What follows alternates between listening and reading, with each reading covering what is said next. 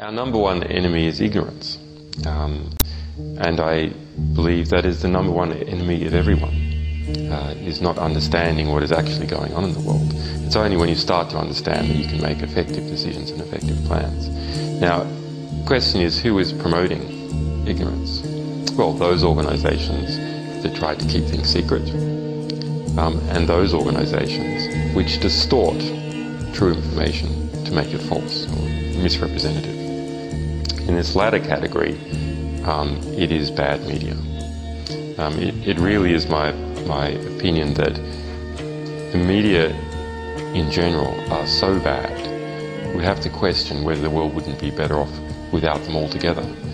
They're so distortive to how the world actually is, that the result is we see wars and we see corrupt governments continue on.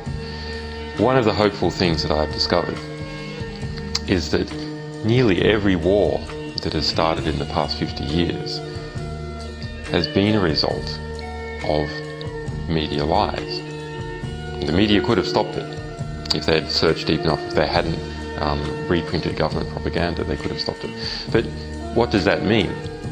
Well, that means basically populations don't like wars, and populations have to be fooled into wars.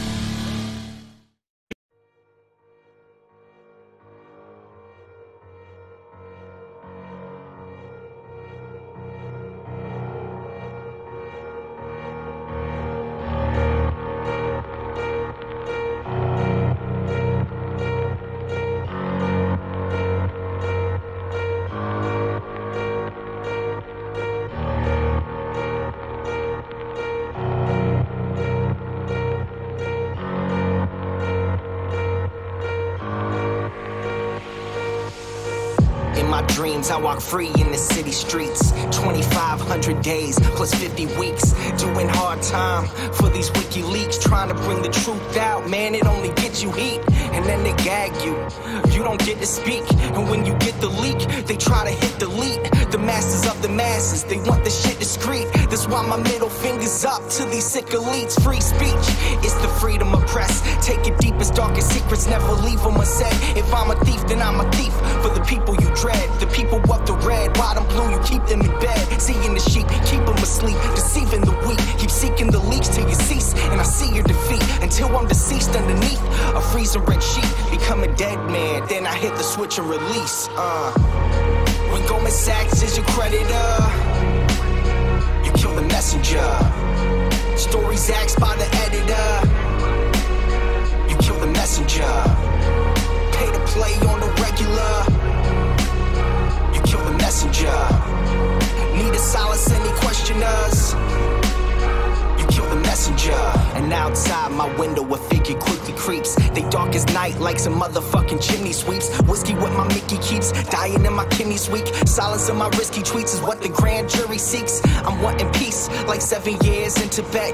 Now rest in peace like 7 years under threat. Cause I've released 7 vaults. They upset, they under the rape sentence, but the US still insists to rest. I guess it's a sin to take the truth and disseminate. MLK to Gandhi, take aim and eliminate.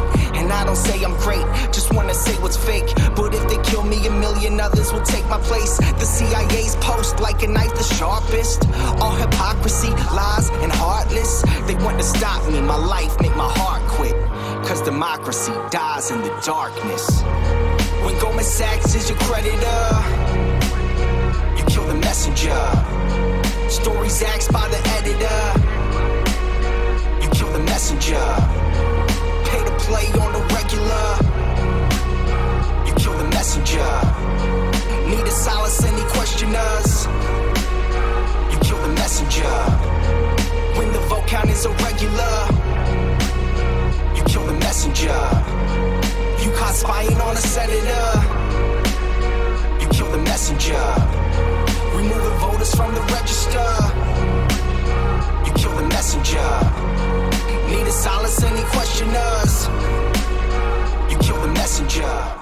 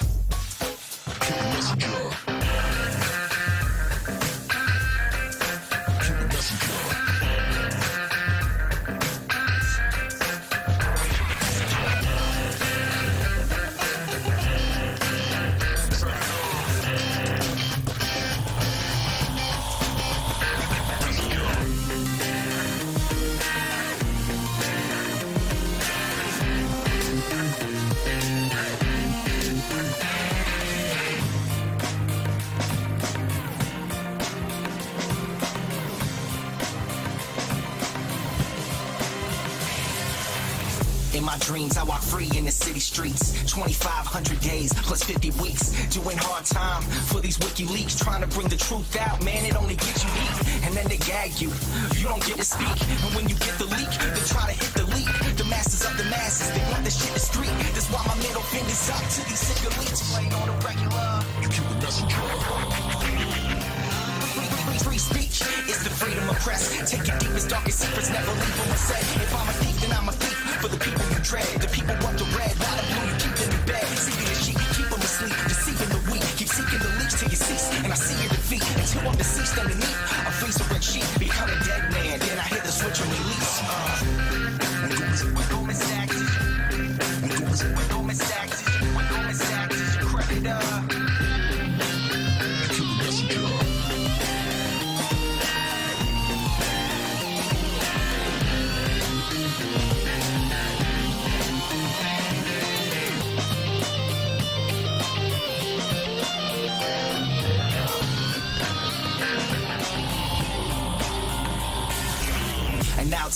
window, a figure quickly creeps. They dark as night like some motherfucking chimney sweeps. Whiskey what my Mickey keeps, dying in my kidneys weak. Silence of my risky tweets is what the grand jury seeks. I'm wanting peace, like 7 years in Tibet. Now rest in peace, like 7 years under threat. Cause I've released 7 bars, they upset, they ended the rape sentence. But the US still insists to rest. I guess it's a sin to take the truth and disseminate. And okay to Gandhi, take him and eliminate. And I don't say I'm great, just wanna say what's fake. But if they kill me, a million others will take my place. The CIA's post like a knife the sharpest.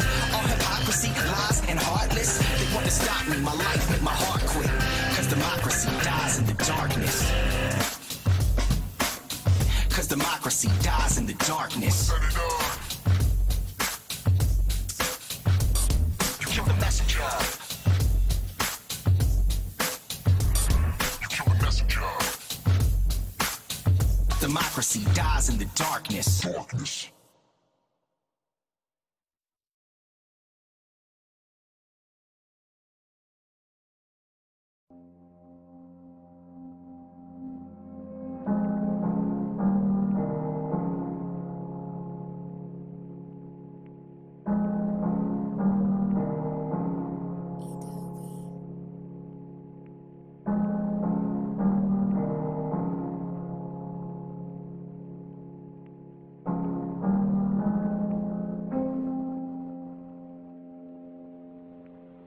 Feeling cold now, I got the heater on.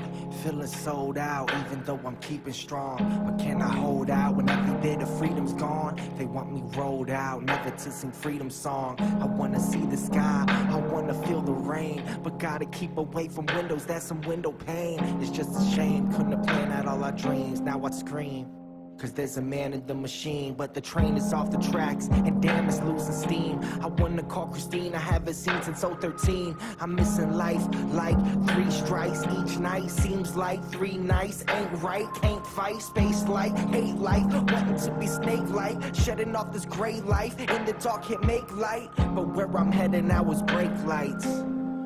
Where I'm headed now, they break lights. Counting days like brake lights, feeling weight like brake lights. Had a great life, brake lights, brake lights, brake lights. Out of place like brake lights, in my face like brake lights. Counting days like brake lights, brake lights, brake lights. Sit here asking, what have I done? If these strings were cut, I'd see my son. And if I could just fly from this place, then I'd hold you in my love embrace. And if I could just speak to you now, I'd renew my vow and be in the now. Is this me in denial? Wanna remove stress from your brow and pay you back some way, somehow. But it's painted black, can see the way back now. But how's the house and how's your mom? I doubt the way the media portrays me makes you hate me. But to think you see that daily makes me crazy, that just ain't me. This is without a doubt going to be this generation's Free Mandela movement. Every single generation must fight again the same battles that previous generations have fought. Brake lights, counting days like brake lights, brake lights, brake lights, brake lights, brake lights, brake lights, brake lights, brake lights, brake lights.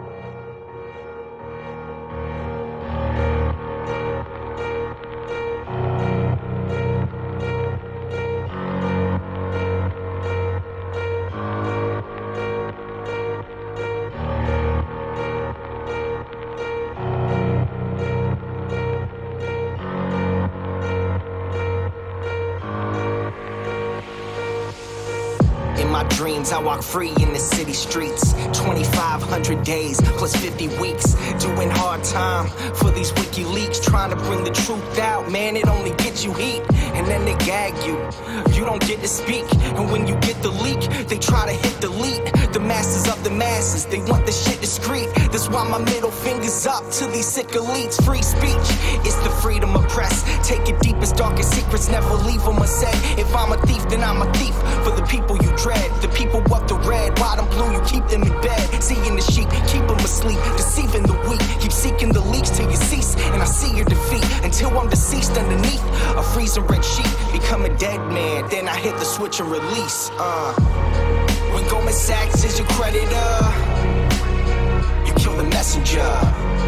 Stories axed by the editor, you kill the messenger.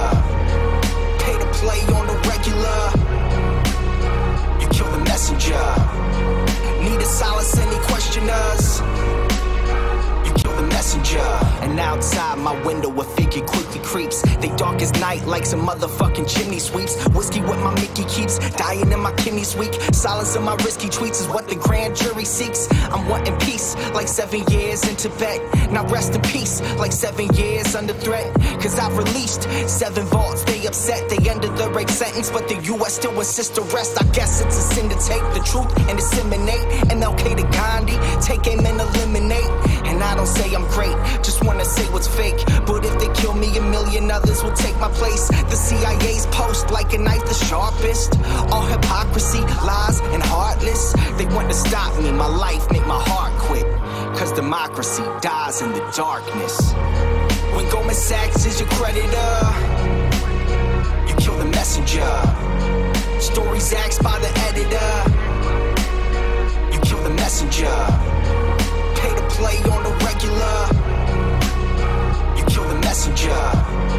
Need to silence any questioners, you kill the messenger. When the vote count is irregular, you kill the messenger. You caught spying on a senator, you kill the messenger. Removing voters from the register, you kill the messenger. Need to silence any questioners, you kill the messenger.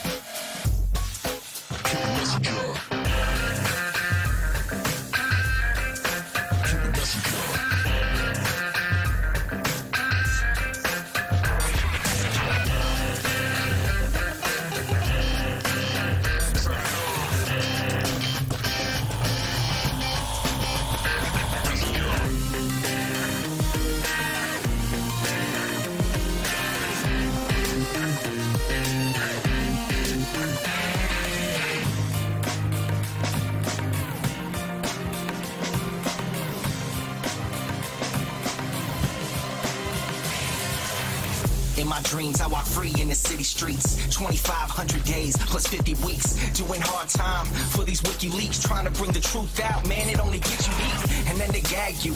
You don't get to speak, and when you get the leak, they try to hit the leak. The masses of the masses, they want the shit discreet. That's why my middle finger's up to these sick elites. Playing on the regular, you kill the messenger. Free speech, it's the freedom of press. Take your deepest, darkest secrets, never leave them unsaid. If I'm a thief, then I'm a thief for the people you dread. The people want the red, white and blue, you keep them in bed. Seeking the sheep, keep them asleep, deceiving the weak. Keep seeking the leaks till you cease, and I see your defeat. Until I'm deceased underneath a freezer red sheet. Become a dead man, then I hit the switch and release. When Goldman Sachs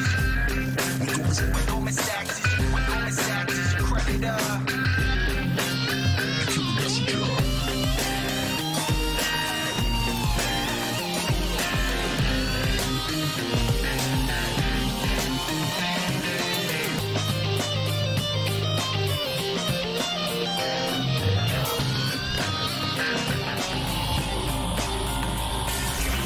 And outside my window a figure quickly creeps. They dark as night like some motherfucking chimney sweeps. Whiskey with my Mickey keeps dying in my kidneys weak. Silence of my risky tweets, what the grand jury seeks. I'm wanting peace like 7 years in Tibet. Now rest in peace like 7 years under threat. Cause I've released 7 vaults, they upset, they ended the rape sentence. But the US still insists to rest. I guess it's a sin to take the truth and disseminate. MLK to Gandhi, take him and illuminate. And I don't say I'm great, just wanna say what's fake. But if they kill me, a million others will take my place. The CIA's post like a knife the sharpest.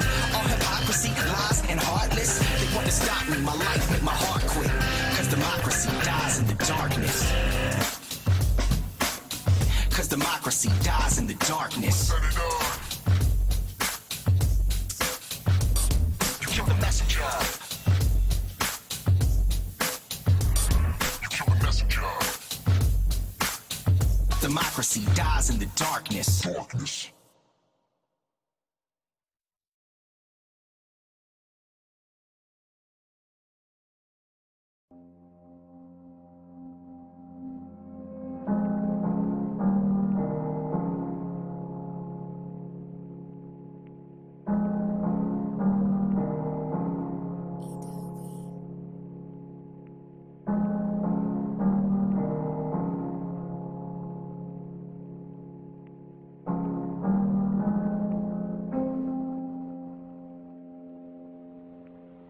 Feeling cold now, but got the heater on.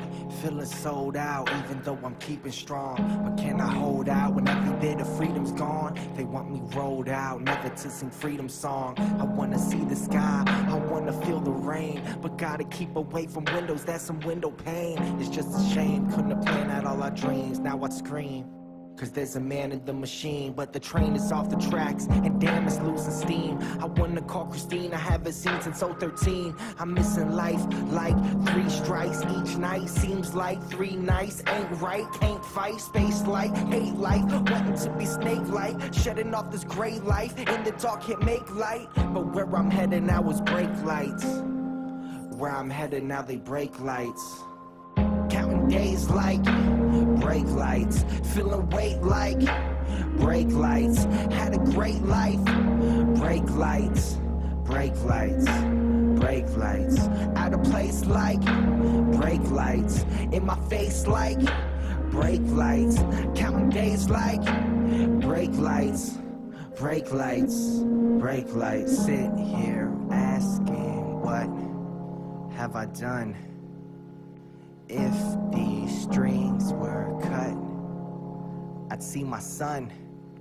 And if I could just fly from this place, then I'd hold you in my love embrace. And if I could just speak to you now, I'd renew my vow and be in the now. Is this me in denial? Wanna remove stress from your brow and pay you back some way, somehow. But it's painted black, can see the way back now. But how's the house and how's your mom? I doubt the way the media portrays me makes you hate me. But to think you see that daily makes me crazy, that just ain't me. This is without a doubt going to be this generation's free Mandela movement.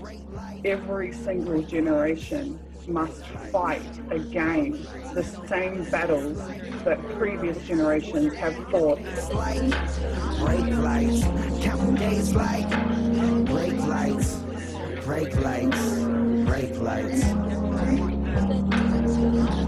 brake lights, brake lights, brake lights, brake lights, brake lights, brake lights.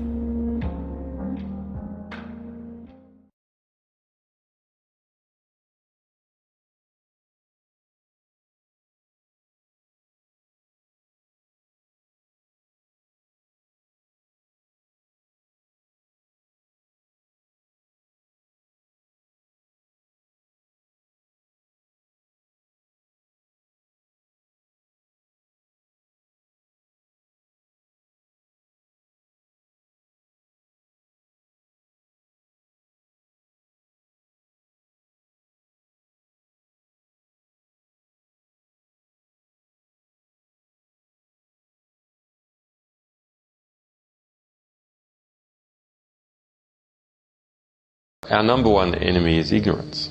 And I believe that is the number one enemy of everyone, is not understanding what is actually going on in the world. It's only when you start to understand that you can make effective decisions and effective plans. Now, the question is, who is promoting ignorance?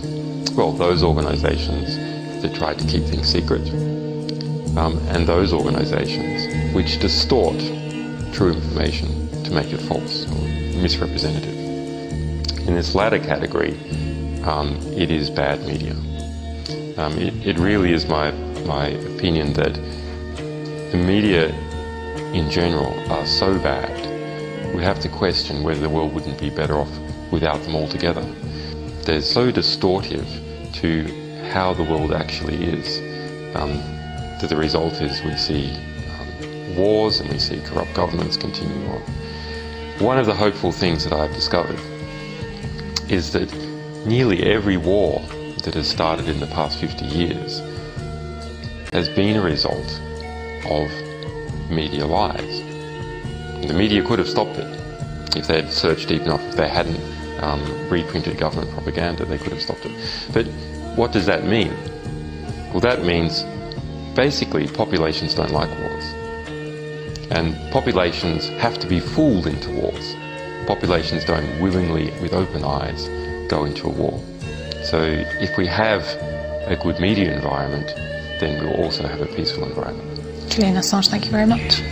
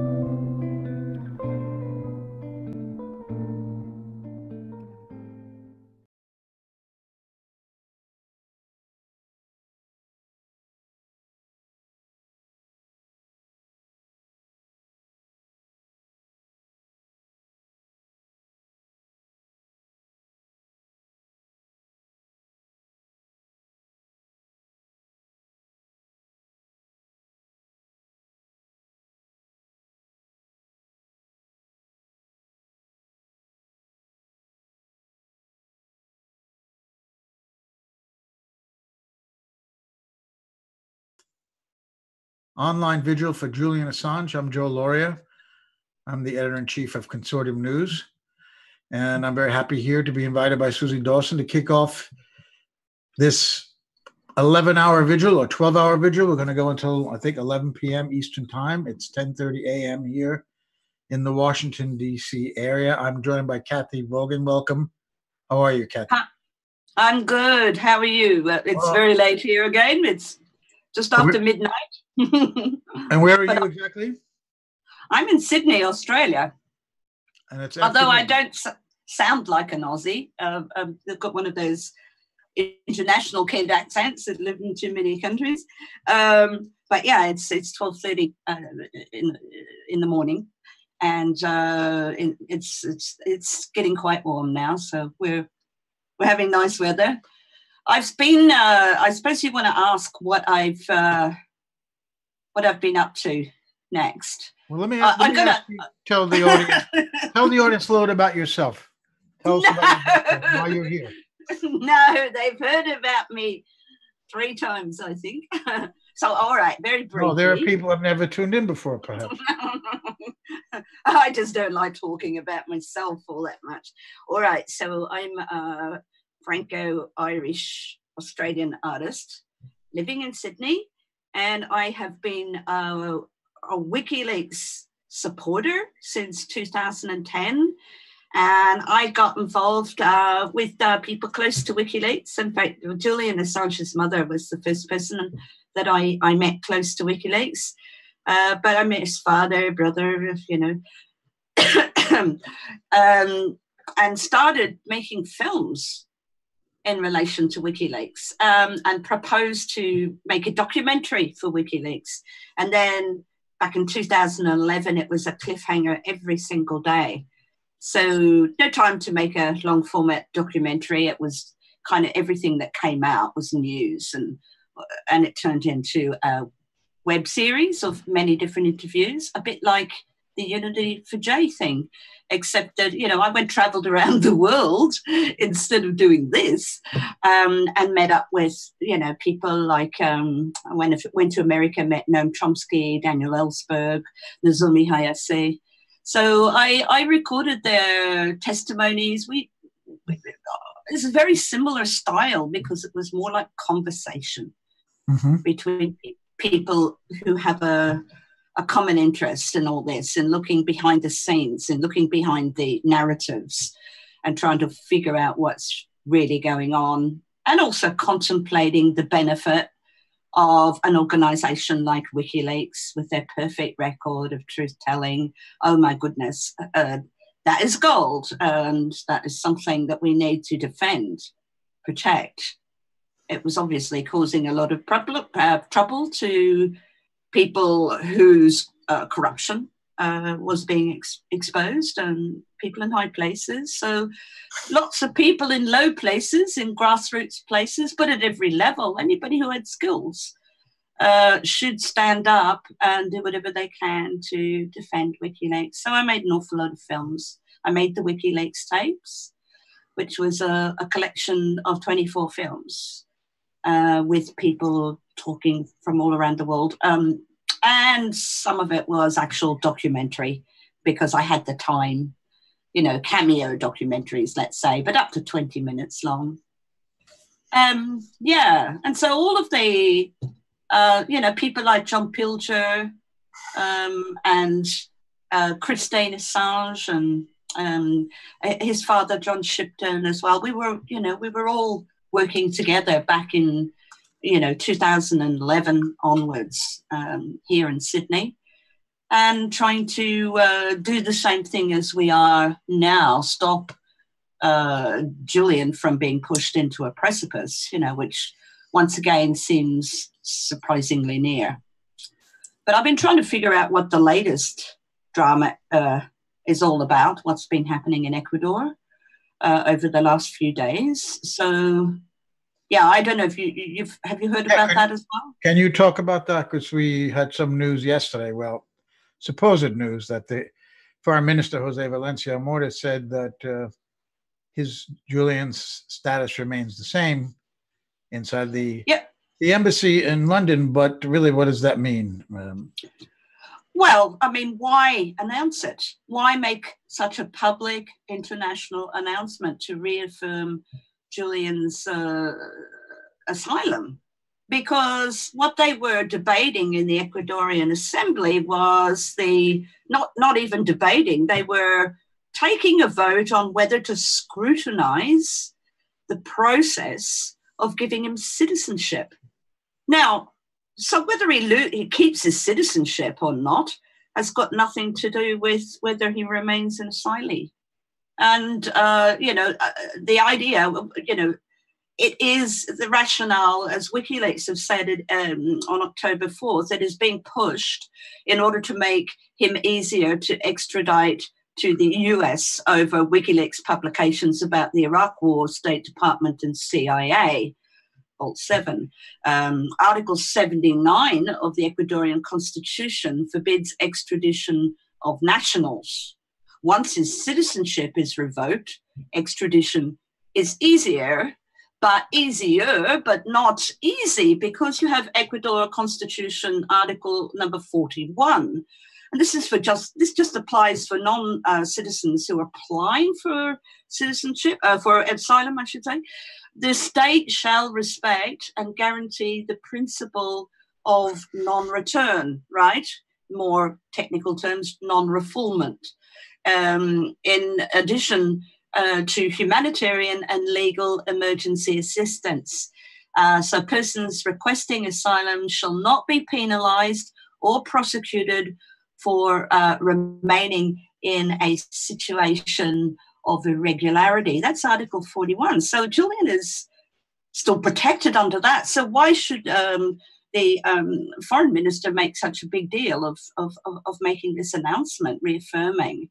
I suppose it may have been because there was confusion. A lot of people thought that they were voting on whether to revoke his citizenship or not. No, this was just a politician. Her name was Paulo Vintimilla from the Christian Socialist Party, that had put in a request to the foreign minister a number of times already, but got really quite adamant about it, that they declassify certain documents that were classified by him in relation to the process of giving him citizenship. And we know that a lot of that stuff was very, very private. I am not surprised at all that it was, they had to look at all of the evidence, and a lot of that evidence had not been revealed to the world. So okay, so she's saying that every citizen in Ecuador has the right to see all those documents. That's just rubbish. I mean, that would be a diplomatic issue if all of those documents related with that decision to give him citizenship were revealed. So sorry, I'm kind of getting. So you're saying even if they revoked his citizenship, wouldn't change his status as an asylee. But no, it could still make it easier to extradite him to the U.S. That is key there. Yeah, that's right. But to open up that dossier, there's probably a lot of things in there that are not intended to be, the basis of him being there. Or maybe it's got something to do with the posts that he was assigned as well. He was given diplomatic status. I don't see why that should be revealed. And even if it is, it doesn't matter. It's not.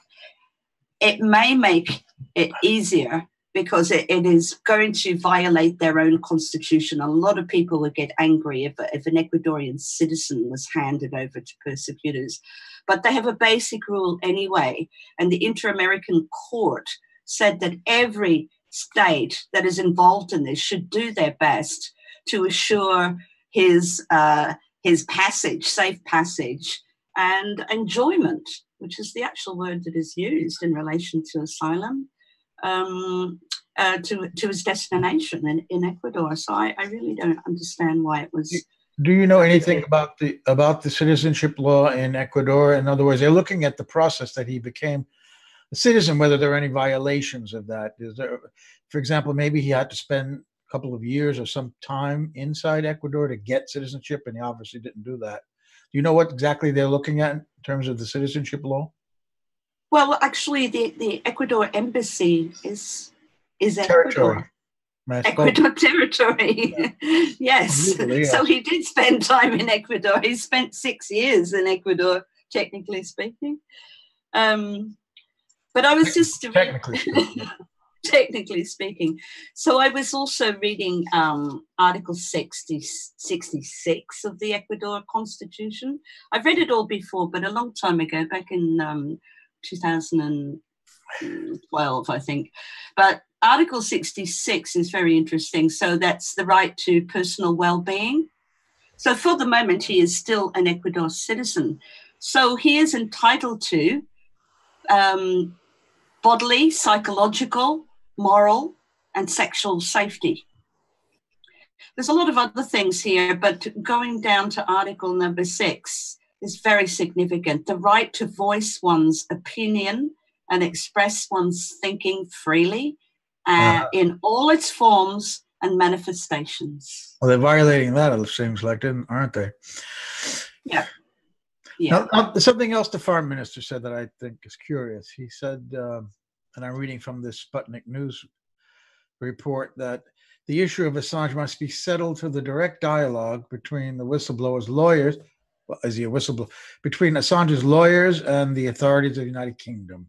So they seem to be, in this sentence, if we can believe this, trying to remove themselves from the whole process. Like, he still has asylum and Ecuador has nothing to do with it. I mean, is that what they're saying? Well, did they actually use the word whistleblower? Did he use the word? No, that's the Sputnik writer. Report. Yeah, they're not quoting him directly.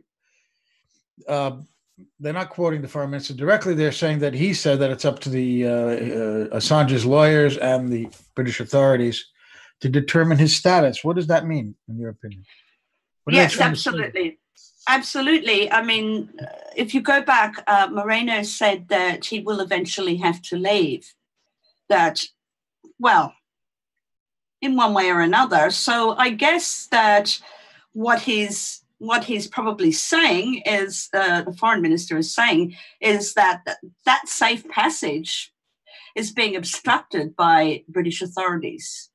And because they're going to arrest him, we know why they're going to arrest him, because he needs to be in custody so that a sealed indictment can be opened, so he can be extradited without a prima facie case, so that he can be put in detention forever, without trial, even under the NDAA. So there's just a whole list of things that snowball. But the thing is, it has to be negotiated with British authorities, with his lawyers, by his lawyers. But also, one would think also with his Prime Minister and Australian diplomats. Our Prime Minister could arrange that very quickly and easily. What is it? Bail breach, right? Right. So, yeah, that was while he was seeking asylum. So it is not a crime to seek asylum while you're, under some kind of legal, bail thing for. So we can. You can do that. That's not illegal. We can interpret that remark then about it's up to the UK authorities and Assange's lawyers to mean that they're ready to expel him. And then it's up to the British authorities to do what they want with him in consultation with Assange's lawyers. I mean, the new foreign secretary said a couple of weeks ago that the British police would have a warm welcome for Julian Assange when he leaves the embassy. So that was a clear indication that they're going to arrest him. So the Ecuadorian foreign minister is saying, okay, it's up to the Brits to determine what they want to do with him. So that doesn't bode very well. It doesn't sound like something to be encouraged by. I think it was Luke Harding who said that, wasn't it? Luke Harding, the journalist, saying that. No. That was the new foreign secretary. Oh, was it? Oh, right, okay. Because Luke Harding said something he's probably said things very like similar. That, yeah. Yes, worse, maybe even worse, yes. Luke Harding. Yeah. And more often, most likely. Tell me about the view from Australia, since you're there. The Prime Minister, the press there, they almost disowned him as a citizen of Australia. That's what it seems like from outside. Well, look, I don't know if you heard the interview that I did with Julian Assange on the 9th of August. But, it's a 34-minute interview, and it's so informative, and it's bloody heartbreaking as well. But, she said the Australian government has done nothing for Julian. And he only received a visit from 2 diplomats from the Australian High Commission. A couple of months ago, Jennifer Robinson, there were photographs taken, and Jennifer Robinson confirmed that was the first time he'd ever had a visit. So Ever? there was... Ever? Yes, ever. But they've done so much worse than that. At the time that all this stuff happened back in 2011, the Prime Minister was Julia Gillard, and Julia Gillard was a former lawyer. Now, Julia Gillard announced just after Cablegate, announced that what he had done was an illegal, irresponsible thing and an illegal thing. And 10 days later, the Australian Federal Police totally shamed her professionally by saying that he hadn't broken any laws at all. Any Australian laws anyway, right? Not in this country, yes. Yeah. But as it turned out, not in any country.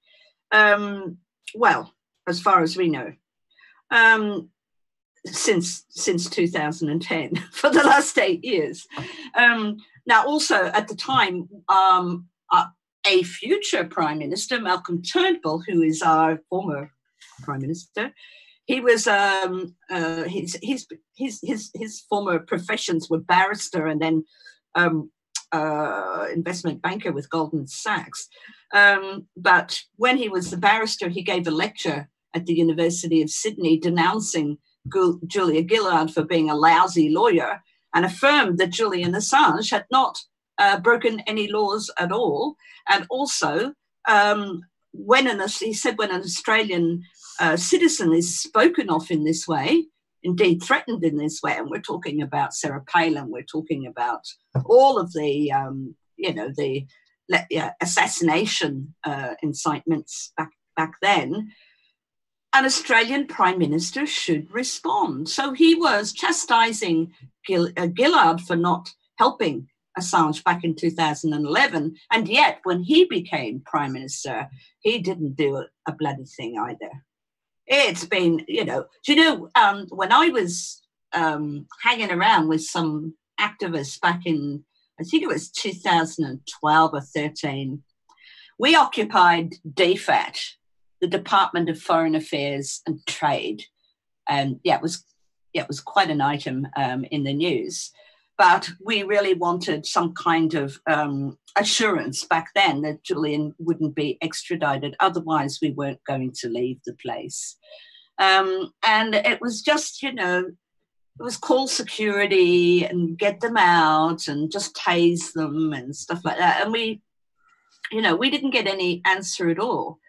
Don't think that we haven't been active in Australia, trying very hard. There's been enormous amounts that have been done by Australian activists, people like myself as filmmakers, plenty of filmmakers, plenty of people in the street, pretty full-on actions for Julian, especially over a few years, the first few years, and it's coming back now.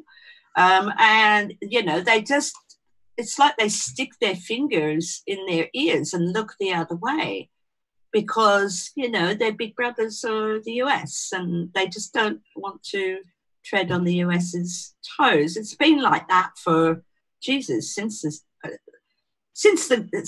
Whitlam government in Australia, which is back in the 70s. We've had, American is very, very difficult allies, because they're like your friends with the school bully, You wouldn't say a word against them because they might suddenly turn on you. Although I don't think that's the case, We're very, very useful. It's a two-way thing. But we have bases in Australia that are supposedly joint military facilities, like Pine Gap. And, the big stink was that our Attorney General, Lionel Murphy, back in the 70s, and he was Attorney General under Gough Whitlam, he tried to go in there. Not allowed. Prime Minister not allowed in there. So it was, it was primarily an American base, and even then, the White House knew much more than what people lived. Well, what would be the political? What would be the political cost for an Australian politician to stand up to the U.S.? Let's say just on the Julian Assange issue, to tell them back off. let alone the Pine Gap and the U.S. bases and the Five Eyes and all of the pressure and the subordination of Australia, along with much of the rest of the world, to the U.S. Just on the Assange issue, how would the population, the voting population, react in Australia if an Australian politician stood up for Julian Assange? Such an Australian politician has done so.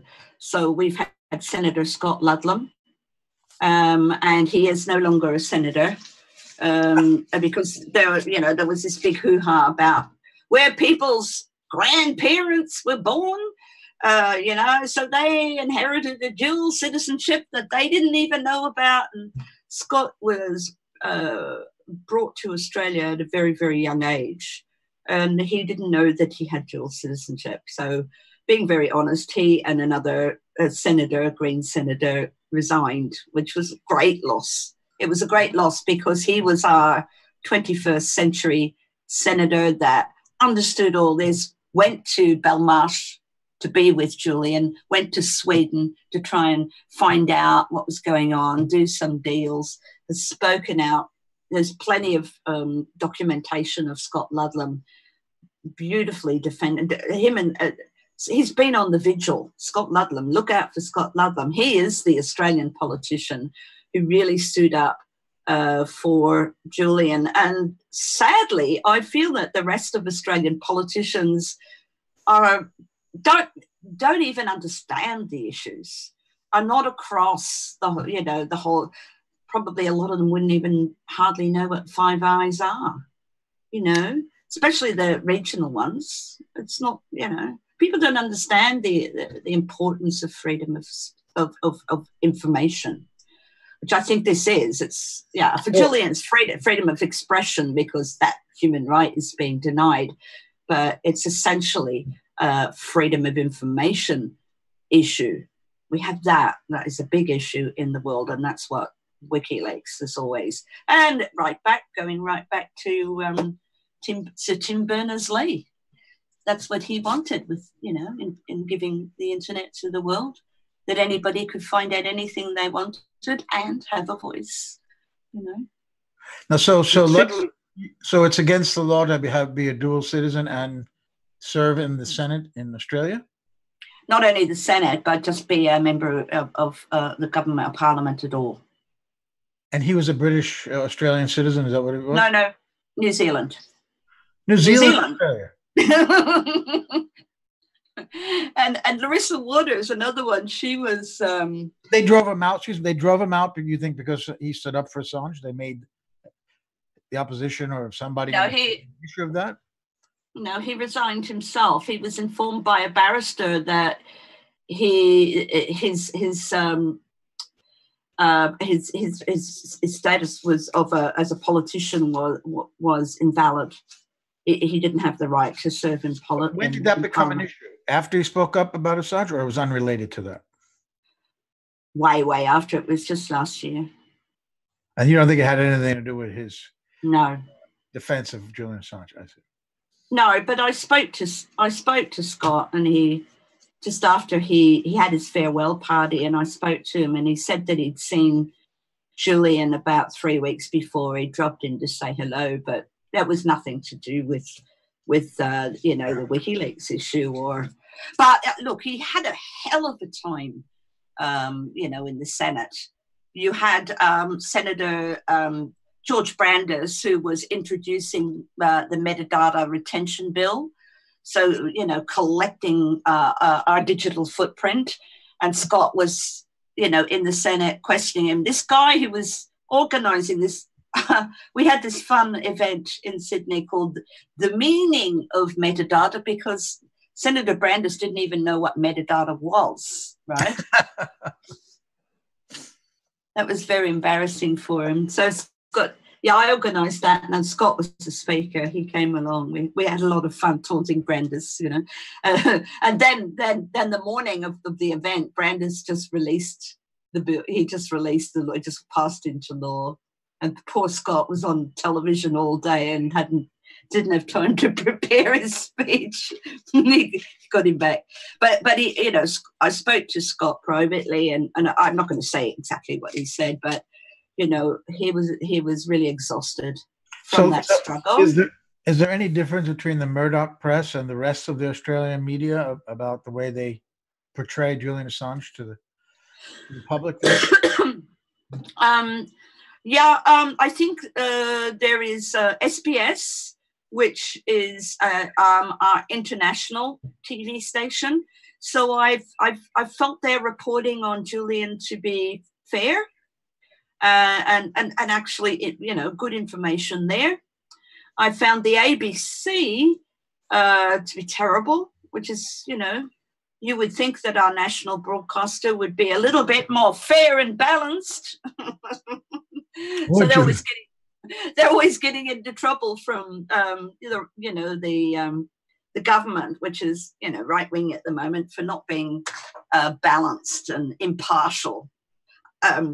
Yes, our Prime Minister recently said, I didn't get at them for being biased. I got that the subject was about their impartiality, so it's exactly the same thing. But yeah, so yeah. It's not good then. The media coverage is not good across the board. No, and it's gone a bit the other way with the ABC, unfortunately, because they had an interview with Hillary Clinton. She was interviewed by a journalist called Sarah Ferguson just after her book What Happened came out. And in that interview, I think that might have been the first time where she accused the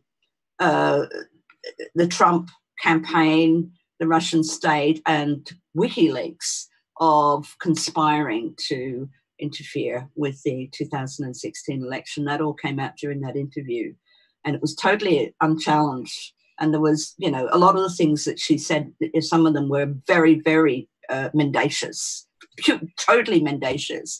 Like one of the things that she said in the interview was, why don't they ever report about Russia? Talking about WikiLeaks.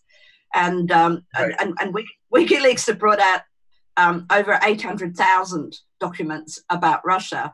And only 1 month earlier, they had brought out a new release, the Russia spy files, which, of course, Hillary knew about that. But she was pretending to the innocent hobbit Australian viewer that, that WikiLeaks is perennially on Russia's side. They never report about them, and it was just absolutely untrue. And I don't know whether the journalist didn't even realise that it wasn't true. Probably. So incompetence, perhaps. Turning a blind eye. Oh, no, we're getting into trouble if we investigate that. We'll lose our jobs, Well, exactly. Our career. It's 11 hours. This is what it's all about, isn't it? Yeah. Maintaining their careers and not rocking the boat, which is what a journalist primarily do, rock a boat. It's a sad day when your national broadcaster turns into compliant media. Yeah, unfortunately. Without even realizing they're doing it, perhaps through lack of research, because I was a bit outraged. Nothing went challenged in that interview, and no mention at all of the Podesta emails, for example. Any good that the Podesta releases had done, it was all just channeled into this destructive act. But you guys must be over that now in America. She didn't lose; she was robbed. Over that depends of your point of view. The Democrats generally are not over that. No. I think we have Don DeBar, by the way. Kathy, thank you very much for spending half an hour with me and with our audience. And Don DeBar is next up. You are going to interview Don. Let's see if he's online yet. There he is. There he is. So Don can unmute his microphone. Then we'll bring him in. Hello, Don. Are you there? Hello. Hi, Don. How are you doing? I'm going to bow out of this right now, and I'm going to turn it over to Kathy to interview you, Don. Thanks a lot. Bye-bye, Kathy. Joe, catch you later on. Okay. Fine job as always. Thank you.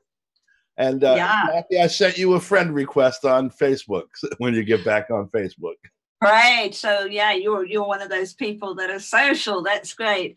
So I tried to find out something about you today. I didn't have very much time, but I saw something about Radio New York. Tell us something about yourself, Don, so that I can. This is a virgin interview. I'm a radio journalist, I guess. Every day I produce a 3-hour news magazine and a 30-minute newscast. So Monday through Friday, the newscast airs on terrestrial radio, about maybe 50 stations around the U.S. The news magazine airs mostly on internet, outlets. It's through a group we set up, a bunch of ex-Pacifica producers called Community Public Radio. Our website is communitypublicradio.org. And so we have a group of producers in LA, for example, that used to be at KPFK Radio, that are running an internet station there. And it has an audience comparable to the terrestrial radio station, KPFK. I have a group in New York and DC, ex-producers from WPFW and WBAI, Pacifica, and scattered around the country, some others. And then a lot of terrestrial radio stations carry the newscast. I'd say most notably KGNU in Denver, Colorado, for example. So that's what I do days. And I do political commentary for RT and Press TV and some others. Struggle wherever else I think I can put my back into something where, it looks useful. Yeah, so maybe starting with what's just happening at the moment, to continue the conversation that I started with Joe. What's your feelings on what's been happening in Ecuador in the last couple of days? Yeah, I saw the a piece at Sputnik about what had happened in the legislature there, and I agree that it seems likely that Lenin Moreno's dirty hand is on this in the back room somewhat. He can't be, he's been over solicitous to the United States since he took office. Now, he got elected because he had Rafael Correa's arms around him. He was supposed to be, he was the heir apparent. He was supposed to continue down that road. The road, the critical road in Latin America and the Caribbean has been, sort of the Fidel Castro, Hugo Chavez route, Bolivarian route, independence, sovereignty, mutual support in those efforts, and the U.S. being the antagonist since Monroe Doctrine in the early 19th century. As soon as he gets in, he does a complete reversal on that, and is trying to be almost outdo Macri in Argentina, who, when he got elected, one of the first things he did was write a $12 billion check to the what do they call them, vulture funds, over some claim that they had against Argentina that no court or anyone else outside the United States recognized at all. It was liquidated in dissolved in the financial problems of Argentina, in the early part of the century. So, when you see Lenin Moreno wanting to kiss the collective behind of Washington and Wall Street, and he sits on the fate of Julian Assange, and then suddenly, sui sponte, some, rumblings start in the legislature to get Julian Assange out of the embassy. Well, it's really not even subtle. It's not subtle at all. Yeah. So, but do you think he was some kind of sleeper cell, or he had a change of heart? Oh, I don't know. The check cleared the bank. I don't know. We can only speculate. But what we do, we know what he's done, however. His motivation, look, imputing motive is always a fool's errand. We can never know. People themselves don't often know, completely why they do things. And guessing why he's doing it, somehow that may be useful, but I think the most useful thing is we know what he's doing and we got to stop it. And so, money's got to go. That's basically, it's for the people of Ecuador to decide, of course, but I think he's demonstrating to them on a daily basis that that's a fact, and they're going to have to figure out how to do it. The rest of us, what we can do is what we've always done: stand by, in solidarity. Something we can do to help. Okay, fine. And that's it. Maybe he needs his government to vote against handing him over. Maybe he needs the people's support. Because I have a feeling that $1.1 billion deal, the oil deal, has a lot to do with this, sweetens it. So he can't be seen to have welched on the deal if the people vote against it, right? If there's such a big reaction that he can't actually do that because it's against the law as well. There's so much that it's so complex too. You've got, all the cleanup that had to be done and has to be done still there from, who was it? Shell was the big polluter there. A couple of the American and British and European petroleum companies, devastated Ecuador like they've done all over the planet, really. Rape, pillage, and, consume monster that walks the earth in, thundering footsteps. So, and the people there, there've been court cases. There's been, rebellions, all kinds of activity around this for many years. It's a tough read for the rest of us, how people will vote on a particular, question that's put to them, because the context is so large. And I don't have my finger on the pulse of the Ecuadorian population, like, say, Gallup or Gannett or whatever the local subsidiary is. And so, I can't say what would be the best way forward because I can't predict what the outcome would be. And then given that, so let's say the people decide against him and this track follows, of activity, of behavior, of, institutional behavior. Well, where does that go? Well, I don't know. We don't know where it's headed. So what's the outcome going to be ultimately, good, bad, or indifferent? It's very complex, beyond my ability to predict. What we can do is let people decide what they want to do themselves and support them and protect them from our government's interference. I mean, to me, my biggest job in terms of interfering in other countries is to keep my government the hell out of there. If I can do that, I'm doing them a favor, no matter what. You'd be doing the whole world a favor, would you? Okay. So, multiple purpose. All right. So what do you think that? What do you think would need to happen so that we at least get it back to the point where he is not in solitary confinement anymore? Julian, well, I saw also at Sputnik and at your Facebook page a reference to it. The there was this attempt by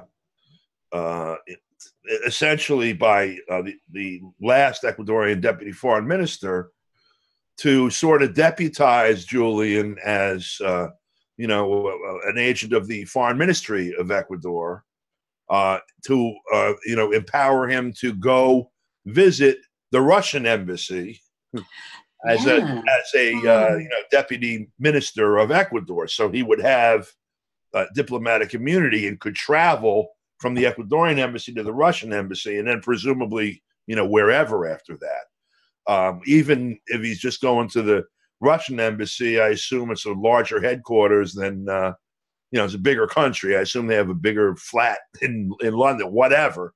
But the British government shot that down and basically said, look, set foot outside, we're snagging you.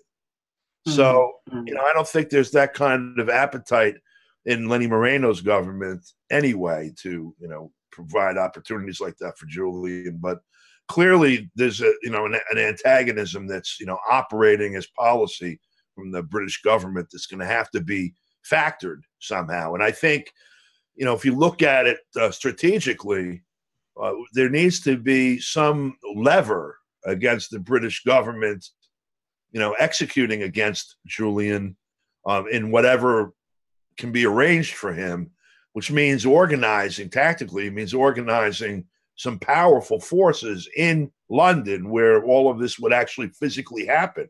Even if you're organizing 10,000 people to surround him so he can walk into the middle of a crowd, the crowd walks to the Russian embassy or Heathrow or wherever, and he gets the hell out of there. I don't know how you organize that, and I'm not advocating that someone organize that in case that's illegal. But gee, I think the outcome of that would be one way he would, be liberated. So maybe people might want to investigate that as a possibility. Well, you're not the first person to say that, because Cynthia McKinney said that as well. Mm-hmm. And she said that if that was happening, she would be there. Yeah, she would go. I know she would too. She'd be calling me from another jail, like she called me from the jail in Rafael last time when she got arrested by the Israelis. Oh, haven't we all almost had that happen to us? I keep listening for rumblings in the driveway. You never know. Yeah, so Cynthia's on later on. I'm sorry. Cynthia's coming on the Vigil tonight. Oh, good. Very good. Tonight. Yeah, she'll be on later.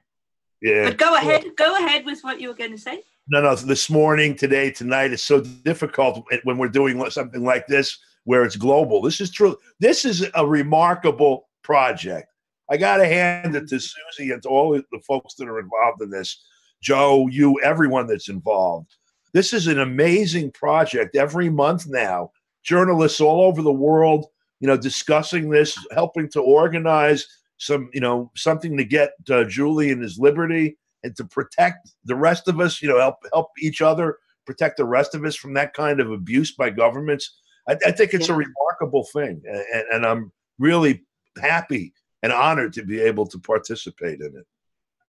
So, how long have you been a supporter of WikiLeaks? Pardon? Since I first heard of it, shortly after it was, public. Here's a bunch of, a trove of documents that have been, taken from the U.S. government that are being released. Really? That they won me over that day. Said, "Oh, great!" It's like you got somebody like the janitor or somebody at the Pentagon has a key to the back door, and at night they, walk in, go into the file room, grab a box of files, run out with them, set up an office somewhere, stick the box on a conference table, and then send out a message. Hey, folks, I got a box of documents out of the Pentagon. Come look through it.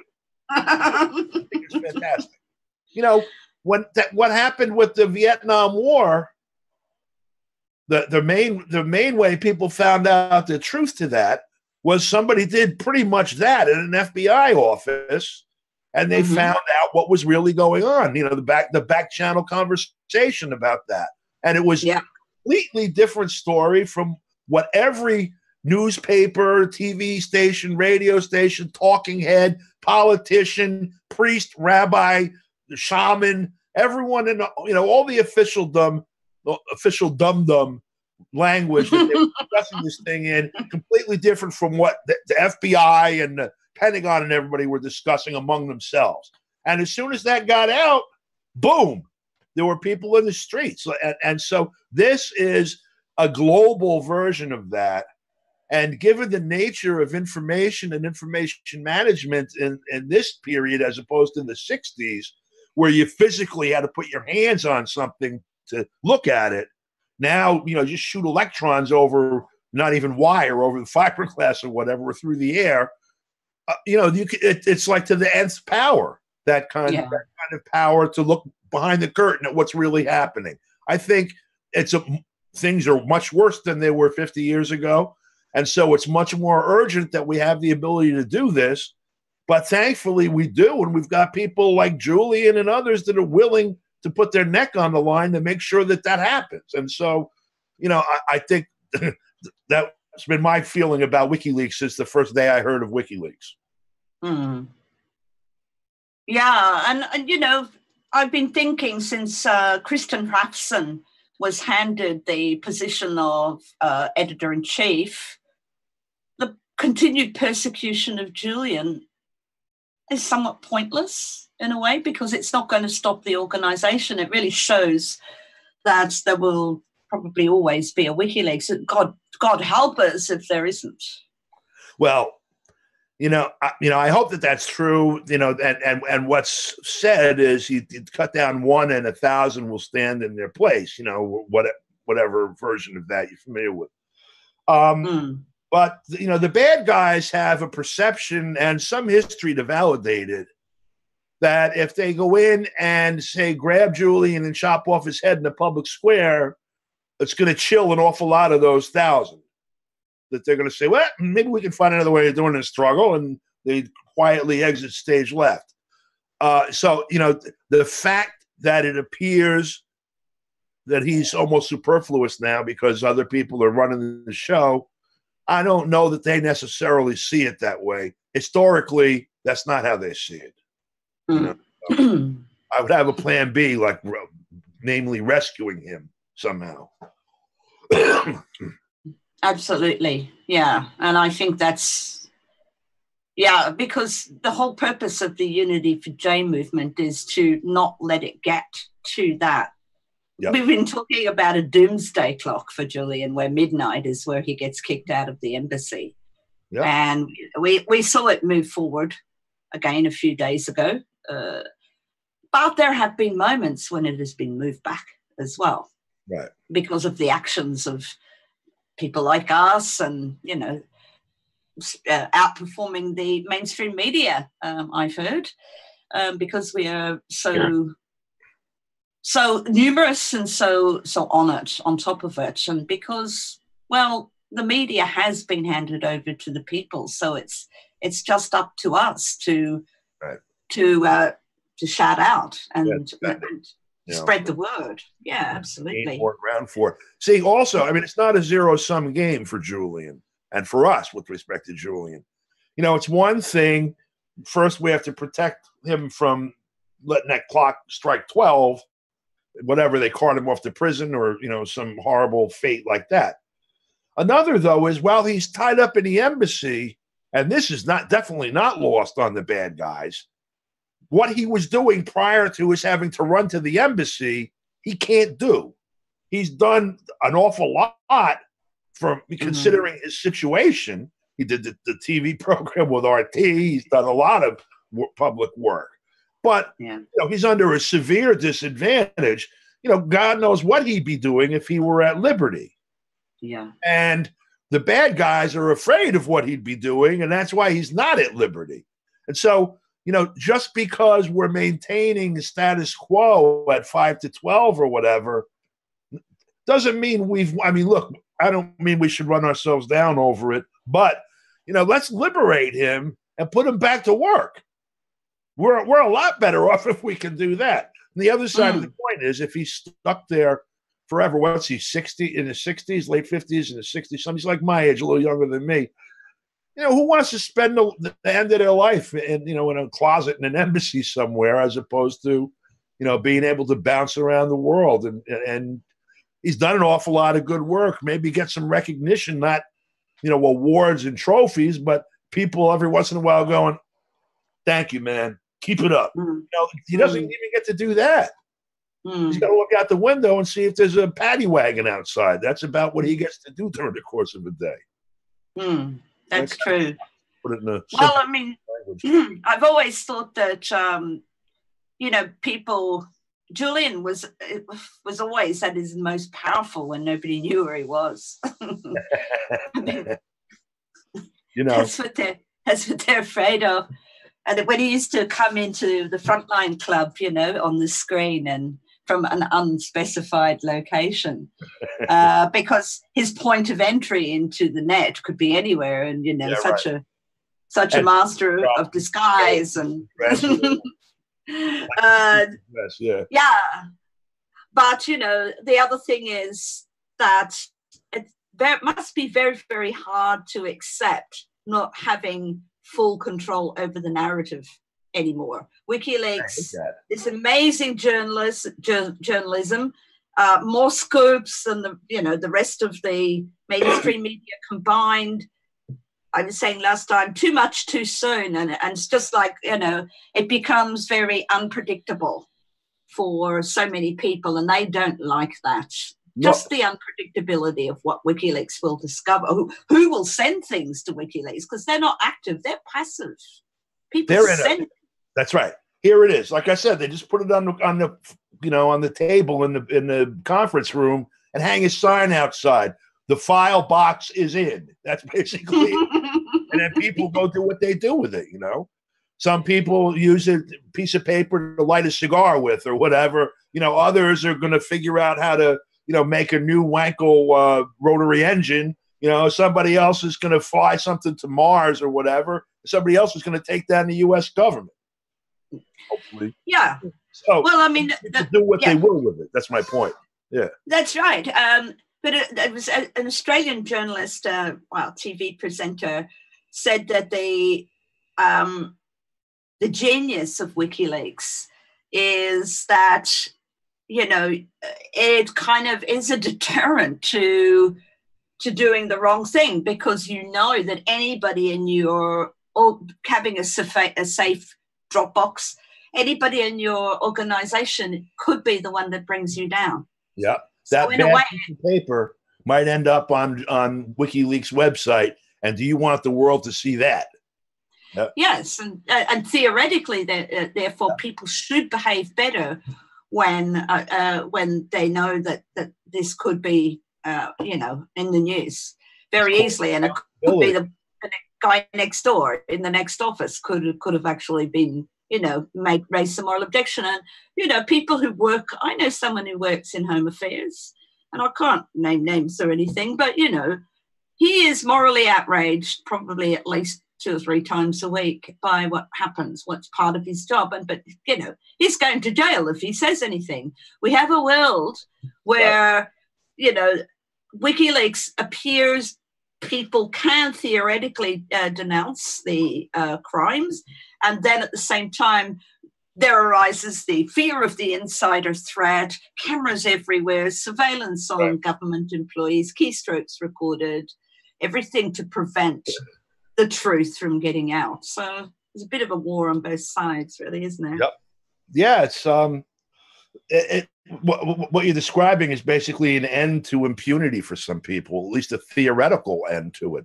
They have to consider, perhaps I don't have impunity, perhaps somebody's going to blow the whistle on me, and that's a bad thing for me if I'm doing really bad stuff. And we know there are people doing really bad stuff. Well, that's right. John Pilger said that when you combine secrecy with impunity, that's when bad things happen. Yeah. Yeah. I mean, impunity thrives in secrecy. You need it.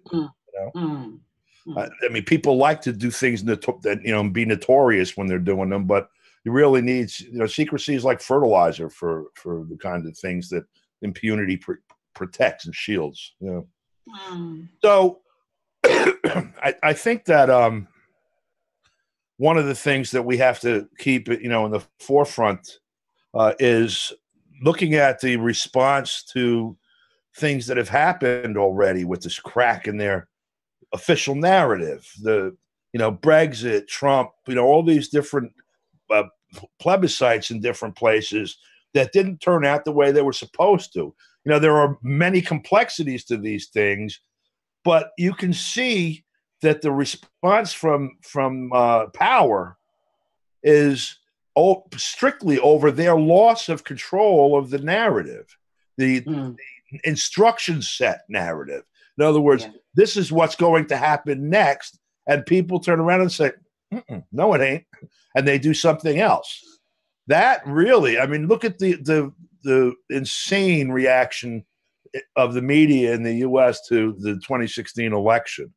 The Russians somehow with $80 and a couple of deposit bottles to be returned were able to make a strategic media buys in Facebook and turn around the entire Western media narrative, the $2 billion budget, all kinds of other stuff, and put Trump in the White House.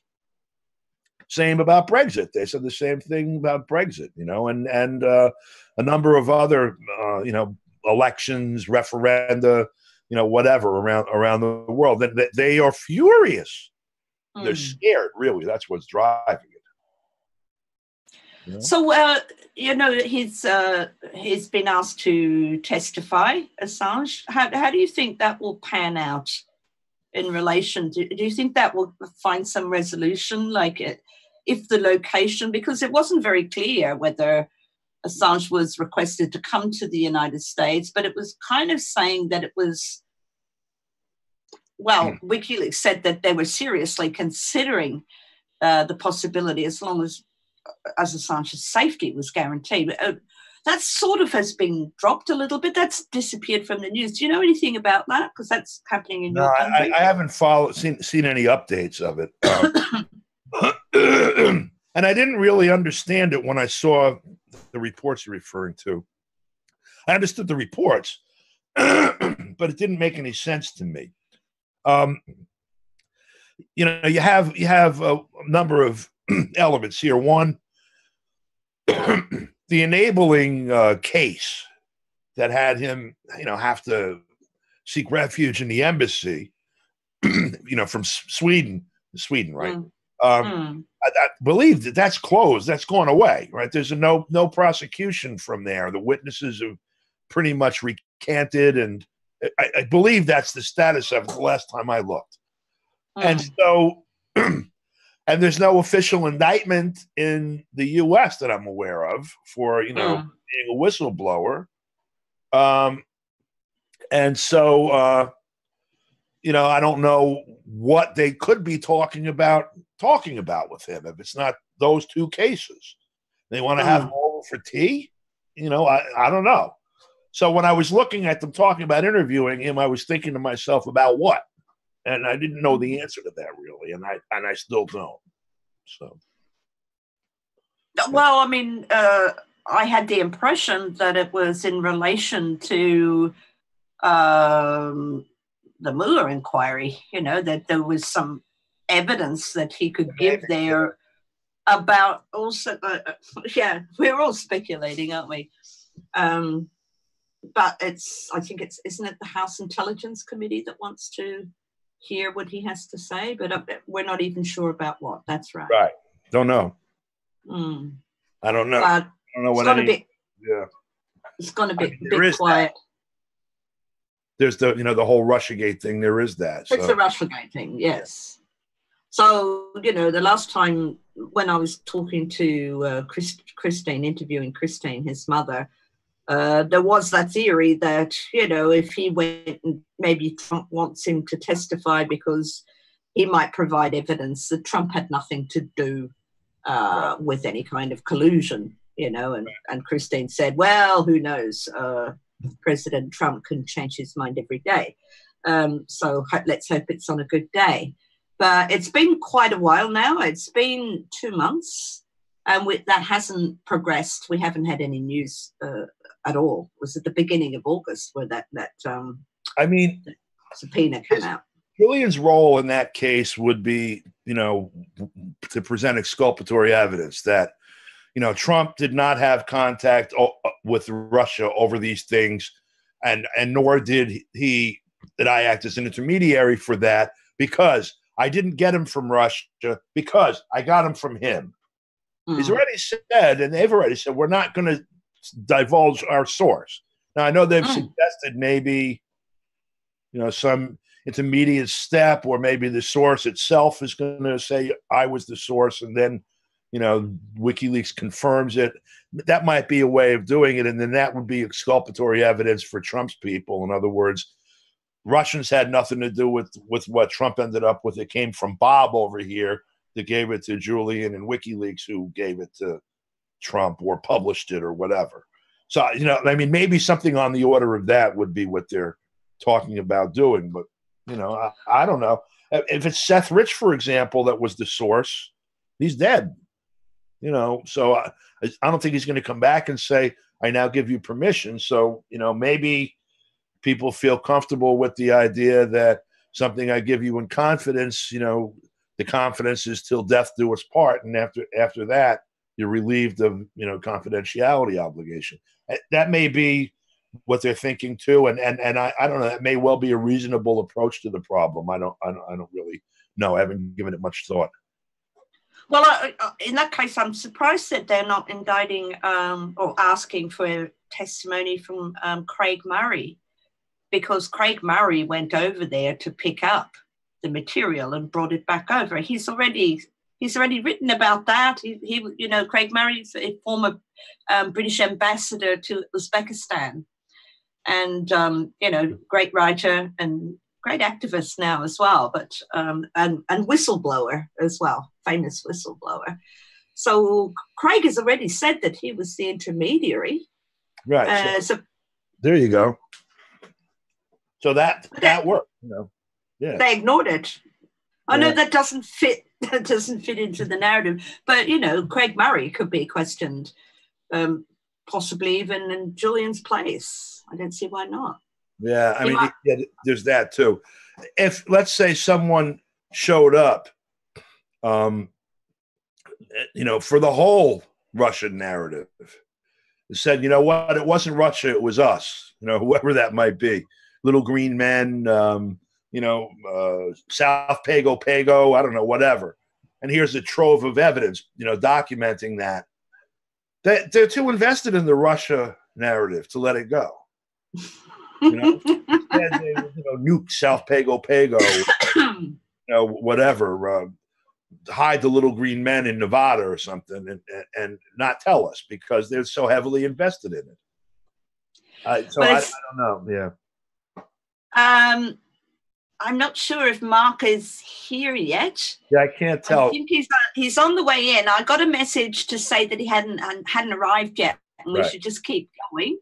But I was going to Mark, and that's why I'm asking. What, you know? So I don't know. I guess he'll pop up in one of these little windows. I'm here. Sorry to come in. Hi, Mark. Hi, Don. How are you? Good. I don't see your camera though. You look like a girl in a green dress. You're too kind. Let's see. What do I have to do here to be visible? I don't know. That's Susie. That's like her. Looks like a portrait, like from a professional photographer. White background and everything, you know. There should be some kind of an icon that I'm supposed to. You got to reboot and come back in. Oh, I do? That's what Susie just told us. We've had this issue before. Okay. So close the window and then log back in. That's okay. Will do. And if you have your Skype open, close it.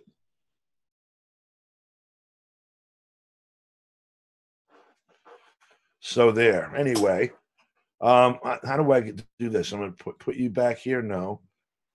Kathy, can you hear me? Yes, I can. Yeah. Yes. Oh, there you are. Okay. I was going to say we need your picture back up instead of. I guess that's Susie. I don't know. It was a photograph. That is Susie. It was her, huh? Yeah. Yeah, in the green dress. That's Susie. I was trying to. Yeah, of course her dress is green, but yeah, I thought you knew Susie. So I'm thinking, oh, is he saying that Mark has an image of himself in a green dress? No. That you shouldn't be saying that in public.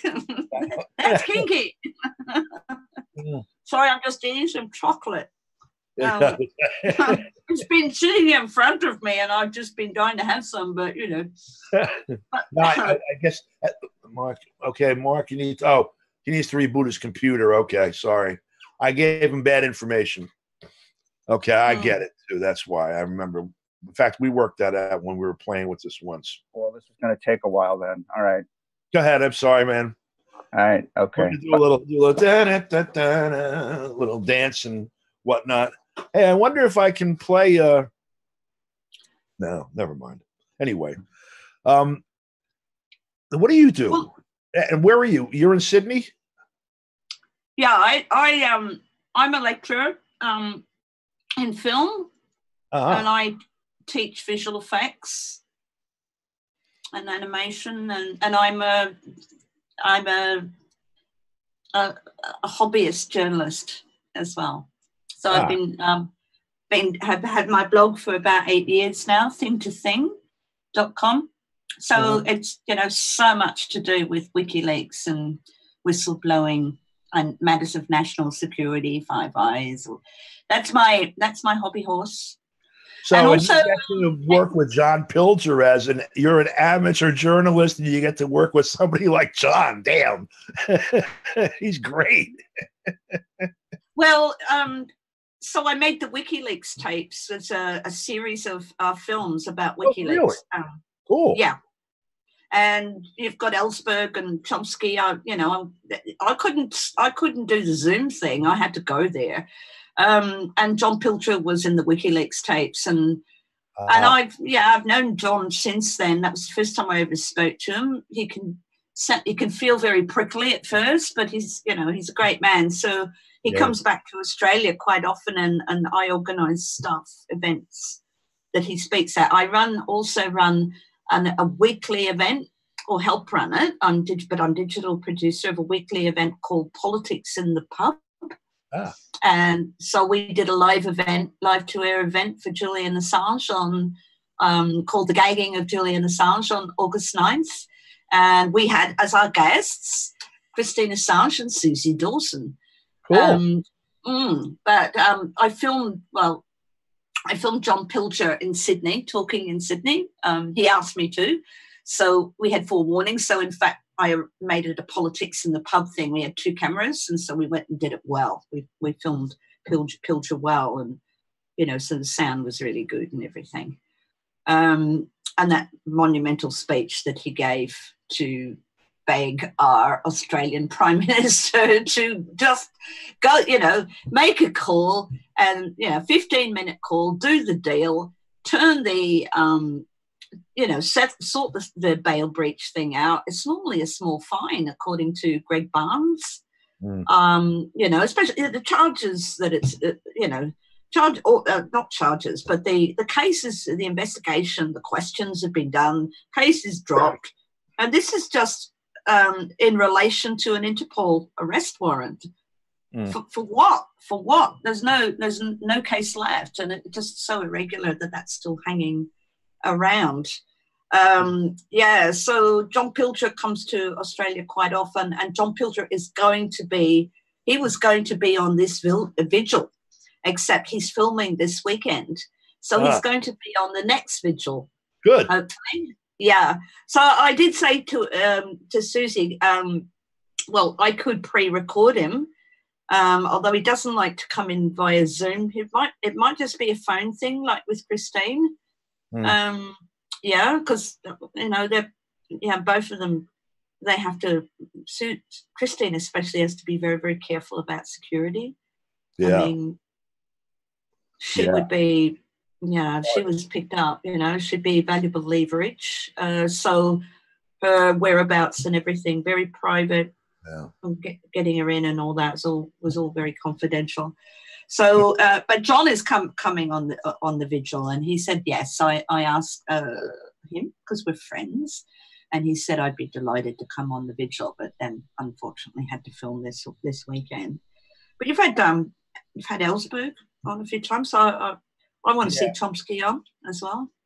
Yeah, I met Daniel Ellsberg right here in Austin, New York. Actually, he's he was speaking about 10 years ago, a little longer, up at Maryknoll, which is based here, and his brother apparently is connected. He's a brother or some part of one of the religious orders at Maryknoll, the Catholic facility. Yeah.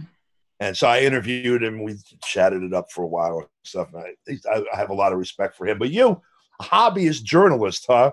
And you're hanging out with Julian and these people. It's like, I'm a hobbyist golfer. I'm going to go play with Tiger Woods and Jack Nicklaus now. Okay, see you later.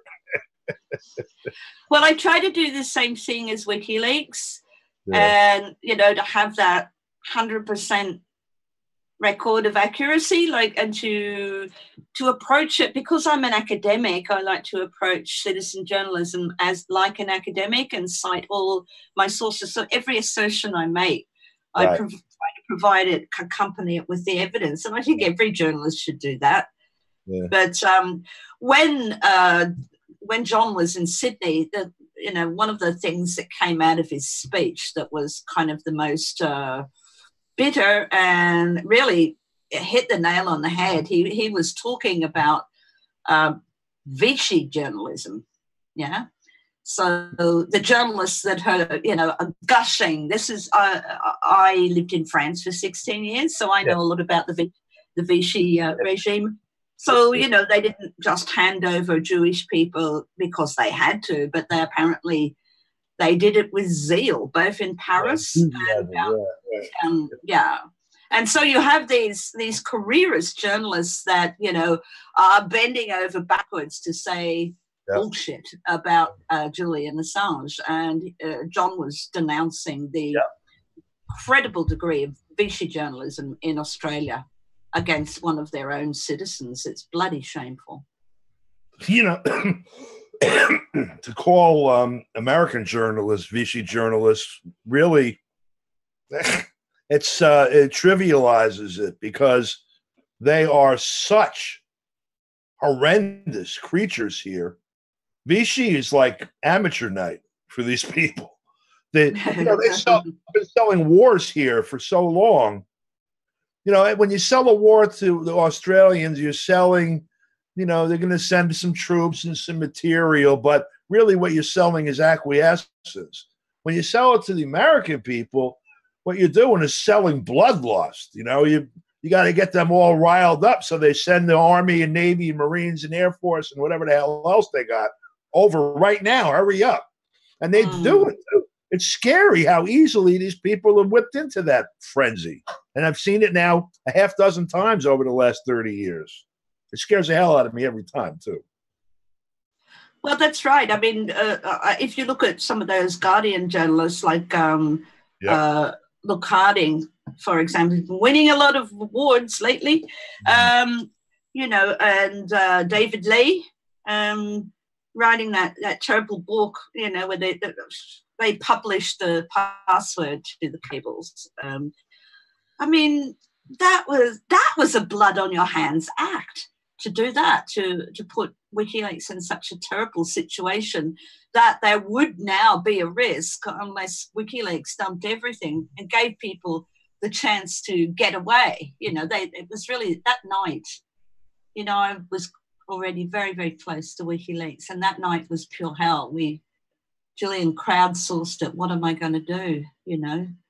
And the issue was that, because the password had been published, intelligence agencies knew the names and the whereabouts of people in Afghanistan, for example. And they were in danger. But it's as if doing this kind of thing. You've got Carol Cadwallader, who I think is working for the Guardian, who I think is a really good journalist as well. She's done terrific work with, Chris Wylie, bringing out Chris Wylie and exposing Cambridge Analytica. That was great. And the Channel 4 sting was great as well. And really, that was so much why things happened in the US with the 2016 election. I remember we were getting reports that, Russian trolls were profiling our personality and sending us out propaganda that touched our weak spots. And I'm going, my jaw dropped, because I just done a paper on Cambridge and a presentation on Cambridge Analytica, and that was exactly their MO. But it was happening on a huge scale, right? Yeah. That was the base. That was what was happening with the Brexit campaign as well. Yeah, there were different versions of the ads depending on how highly you scored in neuroticism. You would get, two totally different ads and visuals in relation to the Second Amendment. So I think I'm just looking to see if Mark has come. Oh, there he is! Look, he's just appeared. Hi, Mark. Hi. Where are you, Mark? I'm finally here. You're not on my TV. Where are you? Just go to gallery view. Oh, there you are. I just saw him. Here I am. And it only took, 2 hours for me to get here? Yeah, it's a long walk. Yeah. Yeah, well, better late than never anyway. It's nice to see you all. Yeah. Okay, Kathy, so I guess you're going to hand it over to me, and I'm going to talk to Mark, and then Mark's going to talk to somebody else in about 30 minutes, and it's great. Thank you. Nice to meet you, and accept my friend request, please. Well, on that intriguing note, where I just got on to Cambridge Analytica and Brexit, I'll hand it over. Maybe go resume that next time, because I know a lot about it, and I'm dying to hear what you have to say, Mark. Thank you. Okay. I absolutely loved your interview the last time. I thought it was brilliant. Thanks so much. first vigil. Yeah. Lovely to see you. And Nice thank to you see very you. much for inviting me on the show, Joe and Susie. And I'll see you all next time. Bye. Yep. Okay, Mark. Where are Don, you? I'm right here. Oh, there you. Hey. Yeah. How are you? Good to see you. Good to see you too, Don. A fellow blacklistee for having appeared on Russia Today. I don't make the lists. They don't put me on the list. I'm even blacklisted from the blacklist. Oh dear, you better write to the Open Society Institute and let them know. Dear Georgie. Yeah, really. So, who are you going to be interviewing first when we finish? Graham Elwood. Oh, good. Yeah, Okay. yeah. So, I don't know. Maybe we could talk. I know you've written extensively about, election fraud, manipulation, all of that. One of the big accusations, of course, against Julian is that the release of the WikiLeaks materials impacted the outcome of the election. Somehow, releasing the truth and having it impact the election is a really bad thing. Maybe we can talk about that a little bit. Well, I mean, this is such a can of worms. Whenever we talk about the outcome of an election, we have a tendency to interpret the outcome through our own particular partisan lens, or maybe it would be more accurate to say our own tribal perspective. Regardless of my own feelings about the candidates in the 2016 election. And I think my feelings will become clear enough if you don't know them already. There is actually copious evidence that Trump didn't really win in the swing states. I mean, if we just take a cold, objective look at the forensic data, at the exit poll results, and most significantly at the Republicans' desperate and successful efforts to shut down Jill Stein's recount efforts, over which I actually advised her. So I'm kind of intimately acquainted with that whole effort. The evidence tells us that Trump didn't really win in the swing states any more than Hillary won the nomination. Hillary's people stole 11 primaries in 2016. Right. And it's the same kind of evidence. So if we're going to believe the evidence in her case, we can't just ignore the evidence in his. Attractive as it may be to tell ourselves that Trump is the people's choice and he fought the Democrats and he's fighting the deep state and all this, which is a meme I don't believe for a minute. I don't think there's any big fight between Trump and the deep state.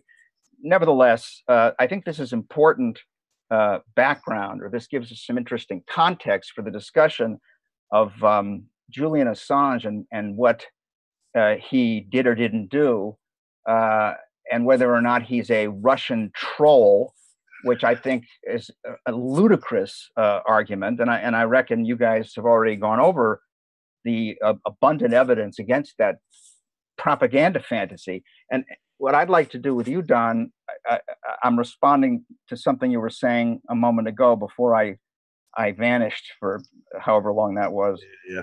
You talked about how heavily invested they are in the Russiagate myth.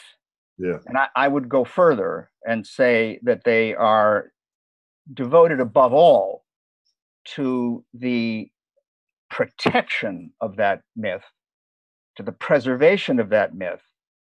And what this means is that they are doing everything they possibly can to shut out all contradictory voices and all contrary evidence. And this helps us understand what's happened to Julian. I mean, we're rightly focused on his fate. I mean, this is a human rights issue of profound importance. It's also a crucial civic issue, that he be released, he have his free speech rights restored to him, that he get the medical care he needs, and so on. So of course, the purpose of this vigil is primarily to get some justice for him. But I think what we need to do in order to grasp the true significance of what's happened to him is put it in the larger context of the many ways in which the state, let's call it the state, has been protecting the propaganda narrative ruthlessly for some time now. Okay, so I'm just gonna go through some things that we have to catalog along with Julian's grotesque imprisonment and his having been silenced. Right before you do that, I want to just say something completely on point. In the same way that they're invested in this narrative, they are so invested in the fiction that the votes are counted legitimately, that even though they would like it if the reports that came out in those states denied Trump the White House, and I believe that's true, they won't mess with the mythology. In other words, they would have to say these things are hackable or crooked or whatever, even though we know what happened in 2000 and 2004. They don't want to go there, and so they're protecting the outcome of that, even though they're not happy with the result. Well, you have absolutely nailed it, Don. I mean, I've devoted many years of my life to banging my head against the wall of denial over this issue. It is a taboo subject. You cannot talk about computerized election fraud. You can talk about vote suppression. You can talk about the kind of neo-Jim Crow tactics used to disenfranchise people, to make it impossible for them to register. That is a permissible subject. But when it comes to the other, election theft nowadays is a two-step process. It's a kind of 1-2 punch. First, you have to shrink the pool of eligible voters. Okay, so there are fewer voters who can even cast a vote in the first place. That's where all the, the voter ID laws come in, and the voter caging and all the tricks the Republicans primarily have used over the years to shrink the pool of eligible Black voters, eligible Hispanic voters, eligible student voters, eligible Indian voters, and so on. But the necessary second step, and this is what you cannot talk about, is the use of the computerized voting machines and optical scanners, the OpScan vote counting machines, to shave a few votes off here in this precinct, or add a few votes in that precinct. You see, that necessary second step, which is a very clear indication of the utter corruption of the American voting system, that it is based on black box voting systems, computerized voting systems, where there is no open count of paper ballots, and systems that are actually owned by private companies. Okay, right. So the privatization and computerization of the system. This is a taboo subject, like the Kennedy assassinations, right, like King's assassination, like 9/11. You cannot talk about it. And I think that the reason why we can't talk about it is that the CIA has been involved in fixing elections globally forever. Right. And they're involved with this kind of thing. So even in the face of, overwhelming and flagrant evidence that our elections have been fixed, rigged, distorted time and time and time again, anyone who talks about it is branded a conspiracy theorist. So you're absolutely right. We can't go there. Better, we should come up with a cockamamie narrative like Russiagate. Right. And we just look at the evidence that it was probably Republican operatives, working in 2016, and I think working for the Democrats as well during the primary season. Right. So that's absolutely true, and I'm glad you brought that up. But I think now we need to talk about that larger context for Julian's ordeal. I mean, I don't have to tell you, Don, about what's happened to RT. Okay.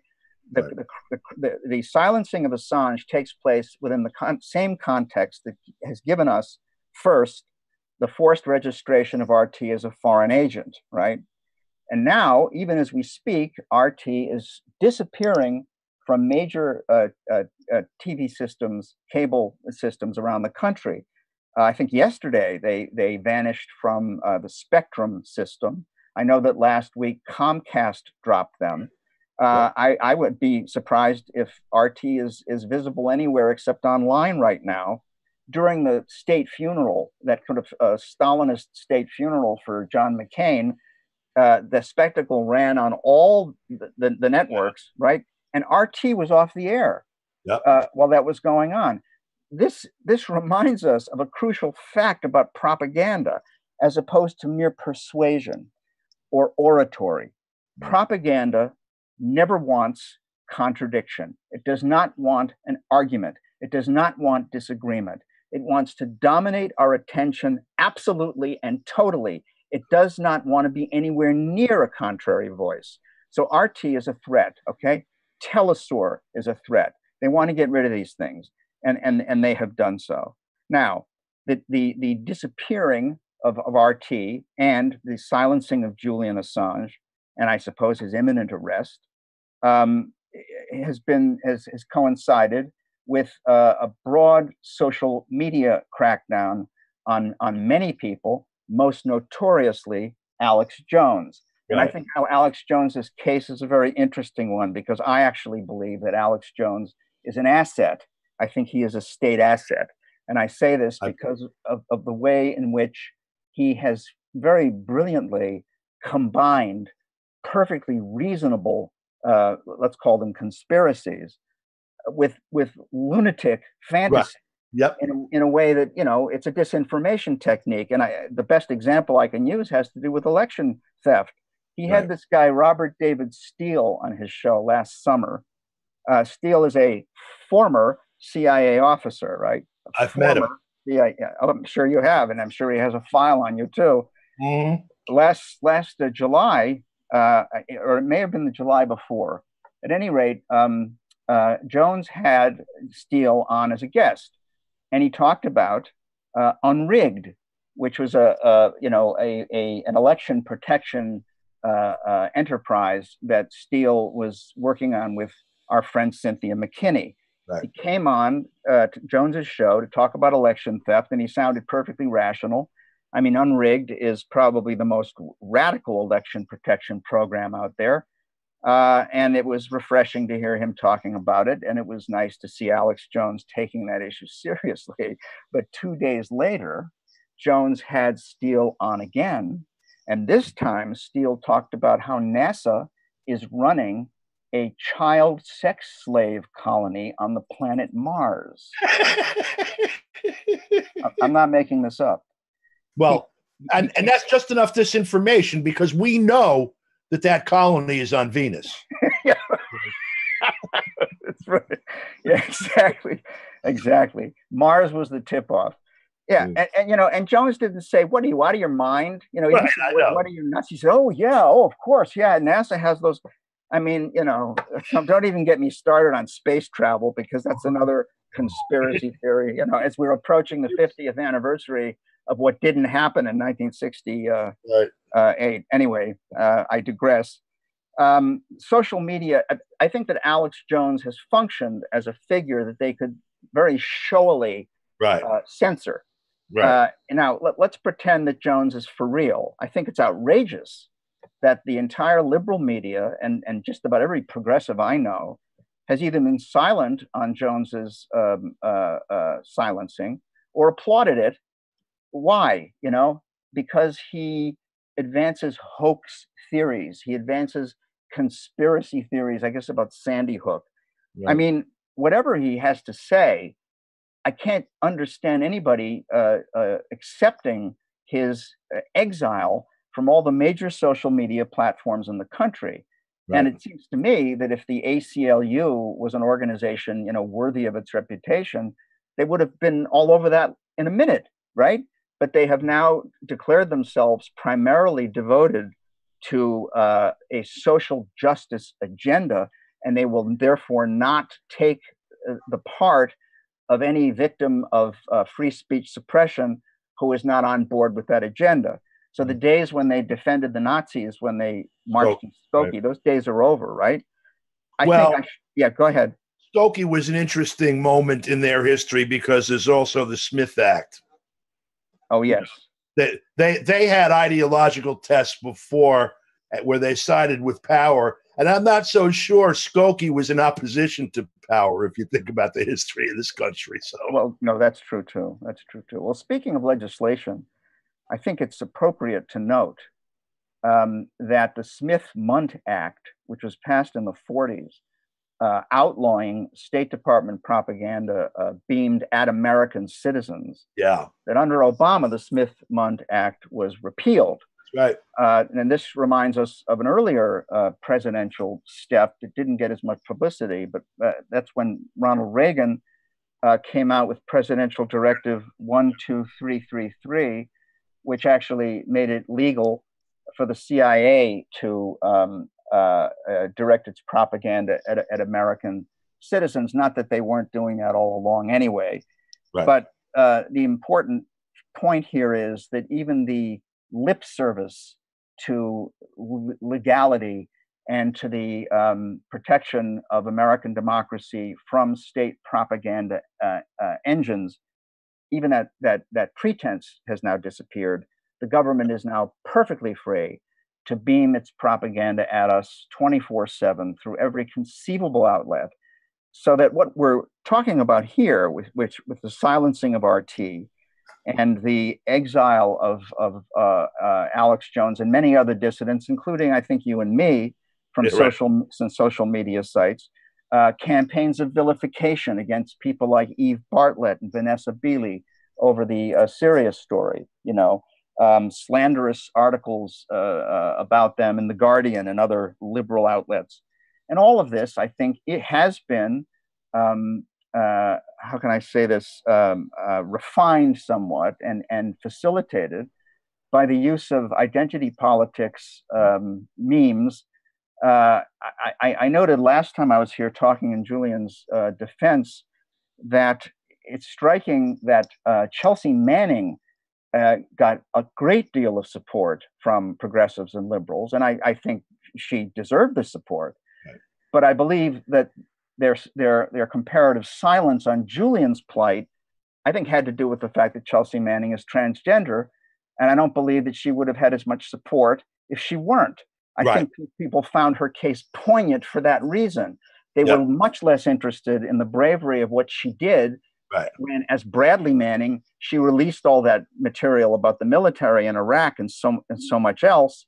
Right. And I think that this has hurt Julian. I think that the smear campaign that came out of Sweden was based on kind of identity politics. Yeah, right. It's a rape charge. A rape charge, exactly. So this, this kind of connects us to the Me Too movement. Yeah. And we should also note, that Russiagate has entailed a great deal of social justice rhetoric aimed at Putin.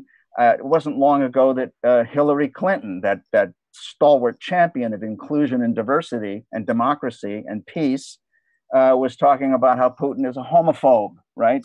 Which is a kind of tacit suggestion that, we really ought to drop some bombs on Russia because he's such a bigot, At any rate, I think free speech is in serious trouble in this country. On all the grounds that we've covered in the last half hour, and others that I haven't had a chance to get to. Yeah, we got Graham here, so I'm going to have to bow out. My parting shot, at the same time that Reagan did that, he also abandoned the fairness doctrine. So the rest of us had no standing whatsoever to say, hey, look, how about some divergent position from the propaganda you're giving us? And then, of course, when they did the recent rule change to allow them to beam it right at us, they signed basically a joint venture agreement with, of all people, an exiled Russian oligarch, Mikhail Khodorkovsky, who partners now with Radio Liberty and all of those outlets. Right. Well, just wait for the rollout of 5G and the emergence of the Internet of Things, when we'll be getting propaganda from our toaster ovens, and our vacuum cleaners. Holographic CIA agent next to you at all times. Oh, is that who that is? Yeah, I was wondering who that guy is. Mark, take care, brother. Nice talking with you. Nice talking to you. Bye-bye. Okay, now I'm supposed to take over as MC. Is that right? Yes. Graham, are you there? He seems to be muted. Can you hear me? I hear you now. Okay. And I can see that you see me. There I am in the background. Yes. Nice to see you, Graham. How are you?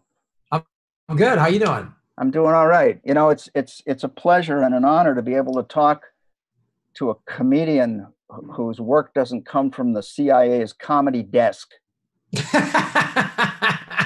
You know, I've been trying to get on that CIA comedy tour because I hear it pays well, but they just don't seem to want to hire me because I keep saying the same thing JFK said, which is they need to be shattered into 1,000 pieces and scattered into the wind. Yeah, you and Bill Hicks. Yeah. I hope the resemblance ends there, I have to say. So, talk to us about Julian. You and I haven't had a chance to talk before, and I know you've been a very staunch advocate in his behalf, as have I. So it's again a pleasure to be able to join you here today. But what are your thoughts at the moment on what seems to be his imminent seizure by the authorities out of that embassy? Well, it's pretty insane to me, and I mean something that you touched on a little bit with regard to Alex Jones. There was a handful of actually progressive people that defended him, Jimmy Dore being one of them, Glenn Greenwald, but no one in the mainstream corporate media for sure. And while I like somebody like Alex Jones, I don't agree with him 99% of the time. The fact that they can come block him, and then what they've done with the Abby Martin of Empire Files, and it's just indicative of what they're doing to Julian Assange is the fact that, and I say this all the time. I say this on these vigils all the time, and I say this to other people who aren't paying as close attention, that if they can do this to any of us. If they can do anyone, if they don't like your speech, man, they can jail you. If you're a threat to the power structure, the oligarchs and the kleptocracy that we have here in America, to the military industrial complex, then they will find whatever means possible to take you down. And they have two tactics. They either smear you, that's if you don't play ball, or they buy you. So if they buy you, then you get to go on MSNBC or CNN or Fox or whatever, and you get to spew their propaganda, and you cater it to the right side or the left side, depending on what professional wrestling character they're having you play that day. So it's kind of alarming. And the people, you were also talking about they'll use whatever smear tactics they can. Whatever smear tactics are available to them, they will use it. They don't care. Whatever, and they're monitoring everybody, so they know they have, that they have, and having talked to Susie Dawson about Vault 7, they have the analytics. They know that, there's a rise in people talking about socialism. So now they're going to come back down on it the way they did. And they're going to equate socialism with Soviet era communism and say that those are the same things. And this is the tactic that they use. And once you understand that it is just about their money and their control, and everything else is theater, everything else, like they want us split up as red state, blue state. And definitely. I watch MSNBC, I watch Fox. They want that sort of, it's the same thing as I'm a Yankee fan, I'm a Red Sox fan. They just want us in that capacity because it distracts us from the fact of what they're doing. Julian Assange is a political prisoner. There's no other way to put it. He's a political prisoner just because, he's kept in a building. He can't see his family. He has no contact with the outside world. Explain to me how that is not solitary confinement. So it's really, and the fact that the team, they've been so successful at keeping everybody in their tribe and their team, then, like you say, they accuse him of rape. So, social media, he is guilty. He's a rapist. And even though he says, I would gladly, when he said, I will gladly stand trial. I'll stand trial, but you just can't extradite me. They wouldn't agree to that. It's like, right. That's an innocent man says that. Somebody accused me of something I didn't do, I would absolutely want a trial. Yeah. Well, just as a point of information, those tuning in may be interested to know that there's an absolutely devastating analysis of that whole Swedish case by Celia Farber, a journalist who has a site called Truth Dig. And that, as far as I'm concerned, is the definitive work absolutely nailing that case. There's nothing to it. There's no evidence for it. It was a political hit job, right? Meant, as you say, to silence him. And all of this, you know, they sort of provide cover for themselves by constantly accusing Russia of being the one that's always silencing critics, killing journalists. I mean, the last I looked, Michael Hastings was a journalist who bought it suspiciously, right? Nobody has said anything. And I want to add, too, that you nailed it when you noted that what they want above all is to keep us divided, right? The strategy of divide and conquer, it is an imperial strategy that goes back to the Romans. The British were very good at it. The British taught our CIA that the key assassinations of the 60s, Jack Kennedy, Malcolm, Martin Luther King, and Bobby Kennedy, all four of them had recently turned in a more inclusive direction toward a more radical politics, actually uniting the country, right? Oh. So let me just very quickly say they were well past the point of being bribed, and they were well past the point of being slandered. I mean, yeah, murdered, you bring up right? an excellent point, which is the minute Malcolm X and Dr. King, you know, Malcolm was very critical of Dr. King.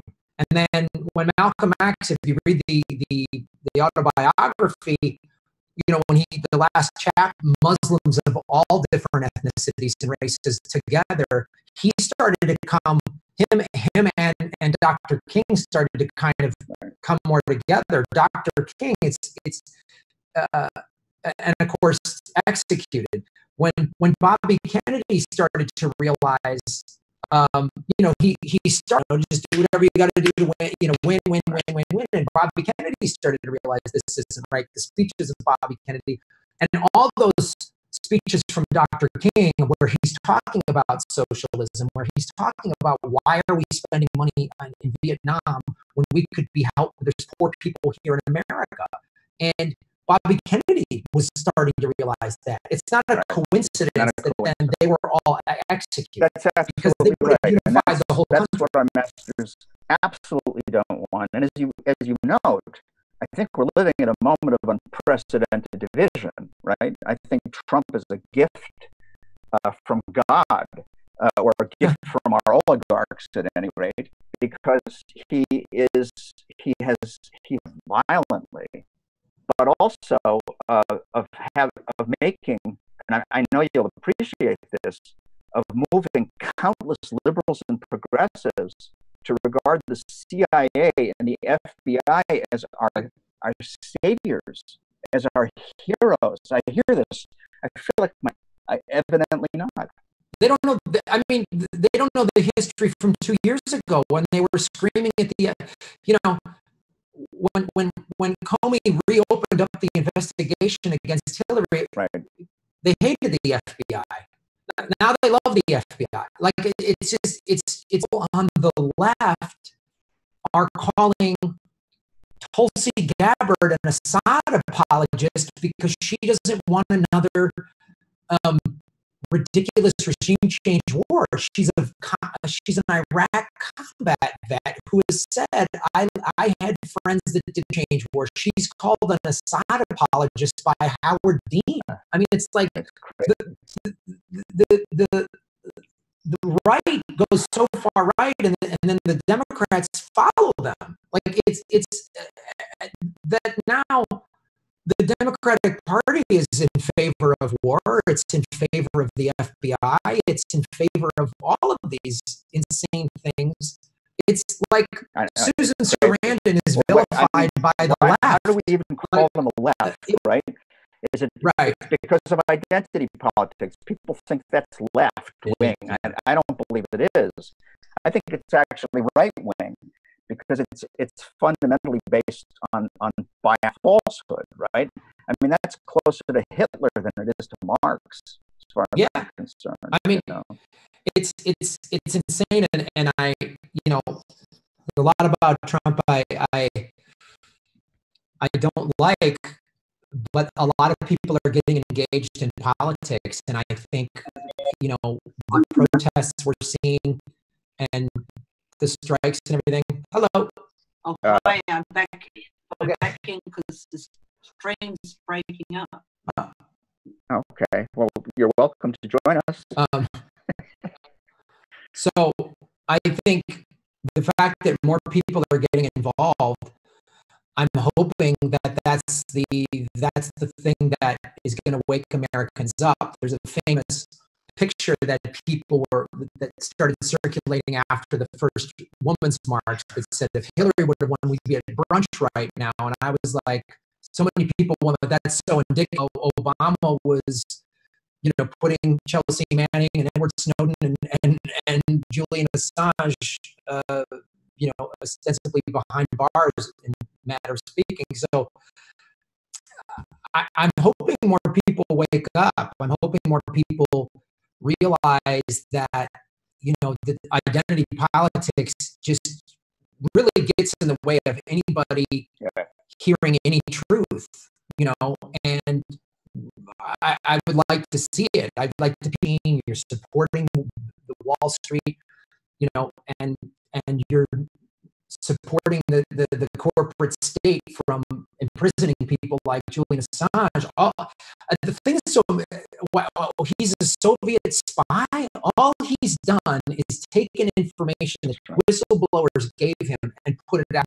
How that makes him some sort of Putin puppet. Well, he's obviously not, but it is useful to cast him that way, not only to silence an important dissident voice and a genuine journalist, but also to feed the war propaganda narrative against Russia. You know, it all works through your hope that people will wake up.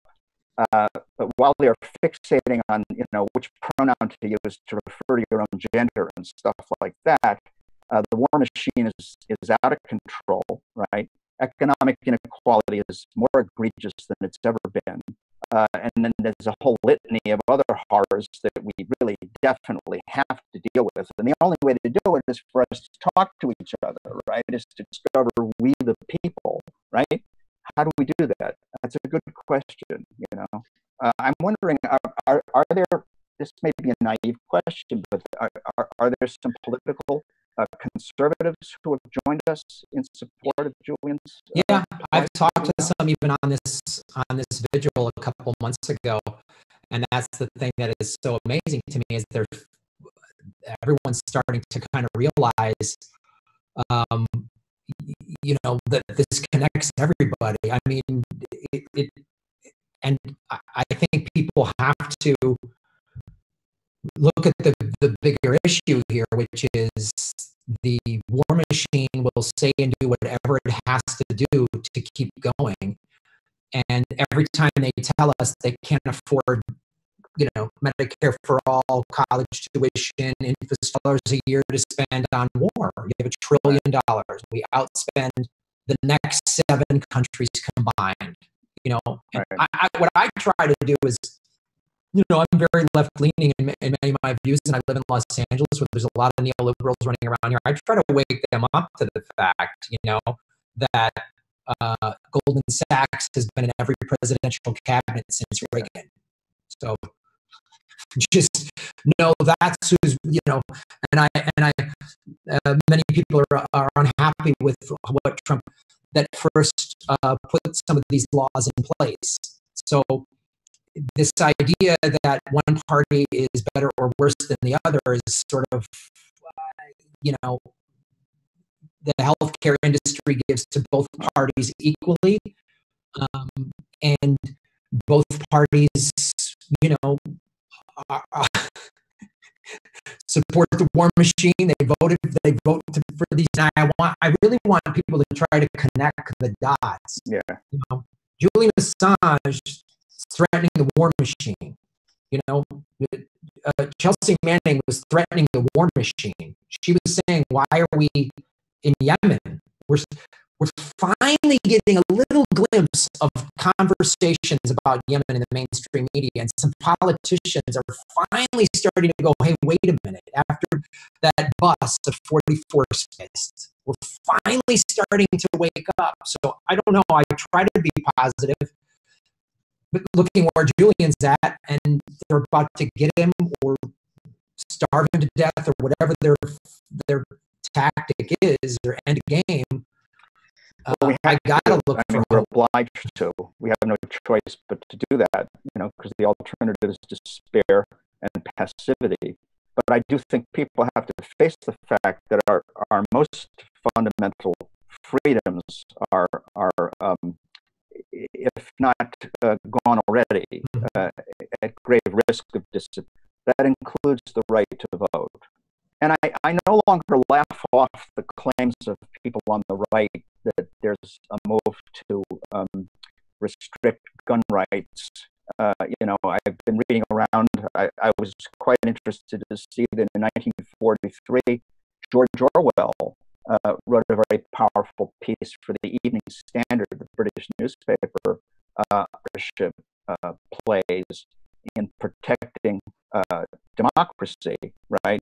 Now, he wrote this in anticipation of a possible invasion of Britain by the Nazis.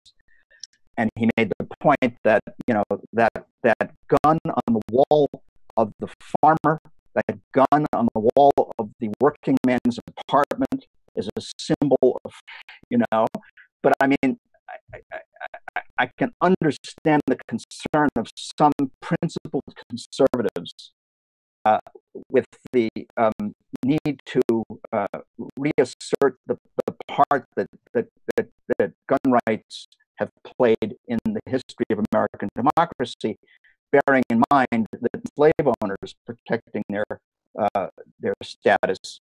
But what I'm saying is that the entire apparatus of rights that were enshrined in the Constitution to make sure that the American Republic could survive, those rights are at serious risk now of being destroyed.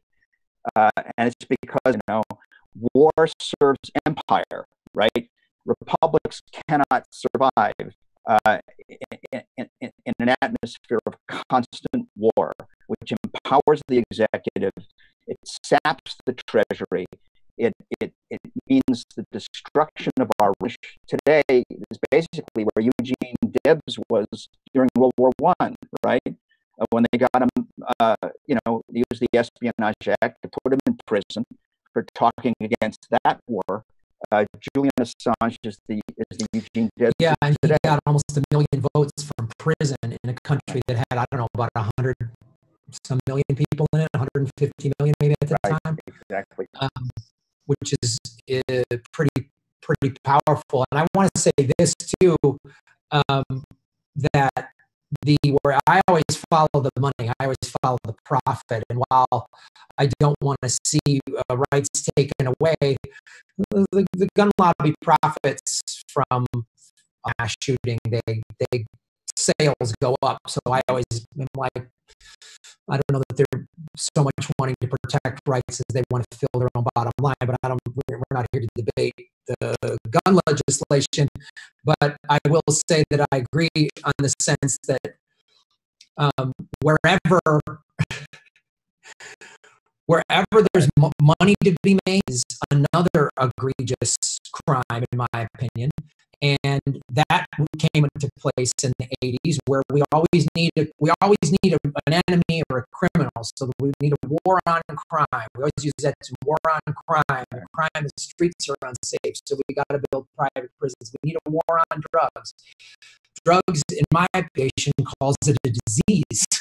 So we're not having a war on diabetes or anything like that. So it's really whenever the bottom line is threatened and the control and power structure is threatened, then that's what they're going to do. I mean, again, going back to Vault 7, to monitor and control the entire planet. That's insanity. And when the thing too, going back to what you were saying about, everyone's like, oh, Russia. All right, let's investigate Russia. But I just want people to know all the elections we have. You know how many democratically elected officials that wouldn't let American business? I mean, Smedley Butler does that book War is a Racket. He talks about that famous speech that was put around on the internet, which was, he said, I was a button man, I was a muscle man for the American corporate interests. Going back to the 1800s on MSNBC, and they said Chris Hedges has a show on RT, which is a Russian-funded network. They always point that out. That's fair. That's a fair thing. Then you know what we should all do? What Chris Hedges should do is go, thank you for having me on MSNBC, which of course is funded by oil.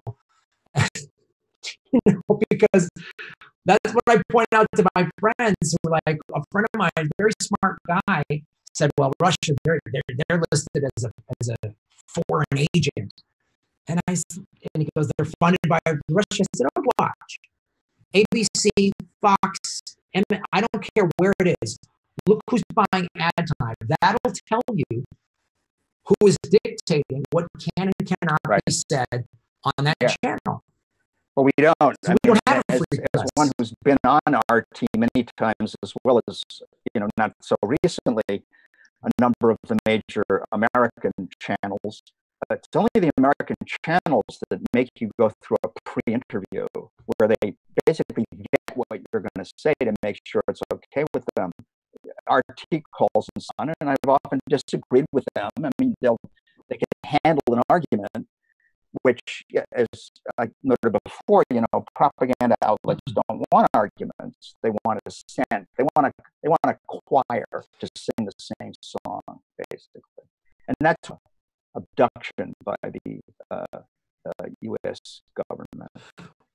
The media outlets should be screaming at the top of their lungs that a journalist, that a guy that's just putting information out there is in jail. I mean, like, they should be, but that's what they do. I mean, they play the game like they always, well, let's play both sides of it. So they always have, Bill Nye or somebody like that is saying climate change, 97% of all scientists, and they go, well, let's get the other side of it. And that's how they think they're being fair and balanced, when the reality is, if you had 100 doctors in front of you, 97 of them said that smoking causes lung cancer, and then there's three doctors that said smoking does not. By the tobacco industry, you question those three doctors, and you would see how 97% of all doctors are saying climate change is happening. We need to do something about it. But that's the thing with the corporate media in America. They want to push certain agendas. It's amazing how they really want war. I mean, you saw Brian Williams practically laugh himself when he saw those rockets go to Syria a year ago.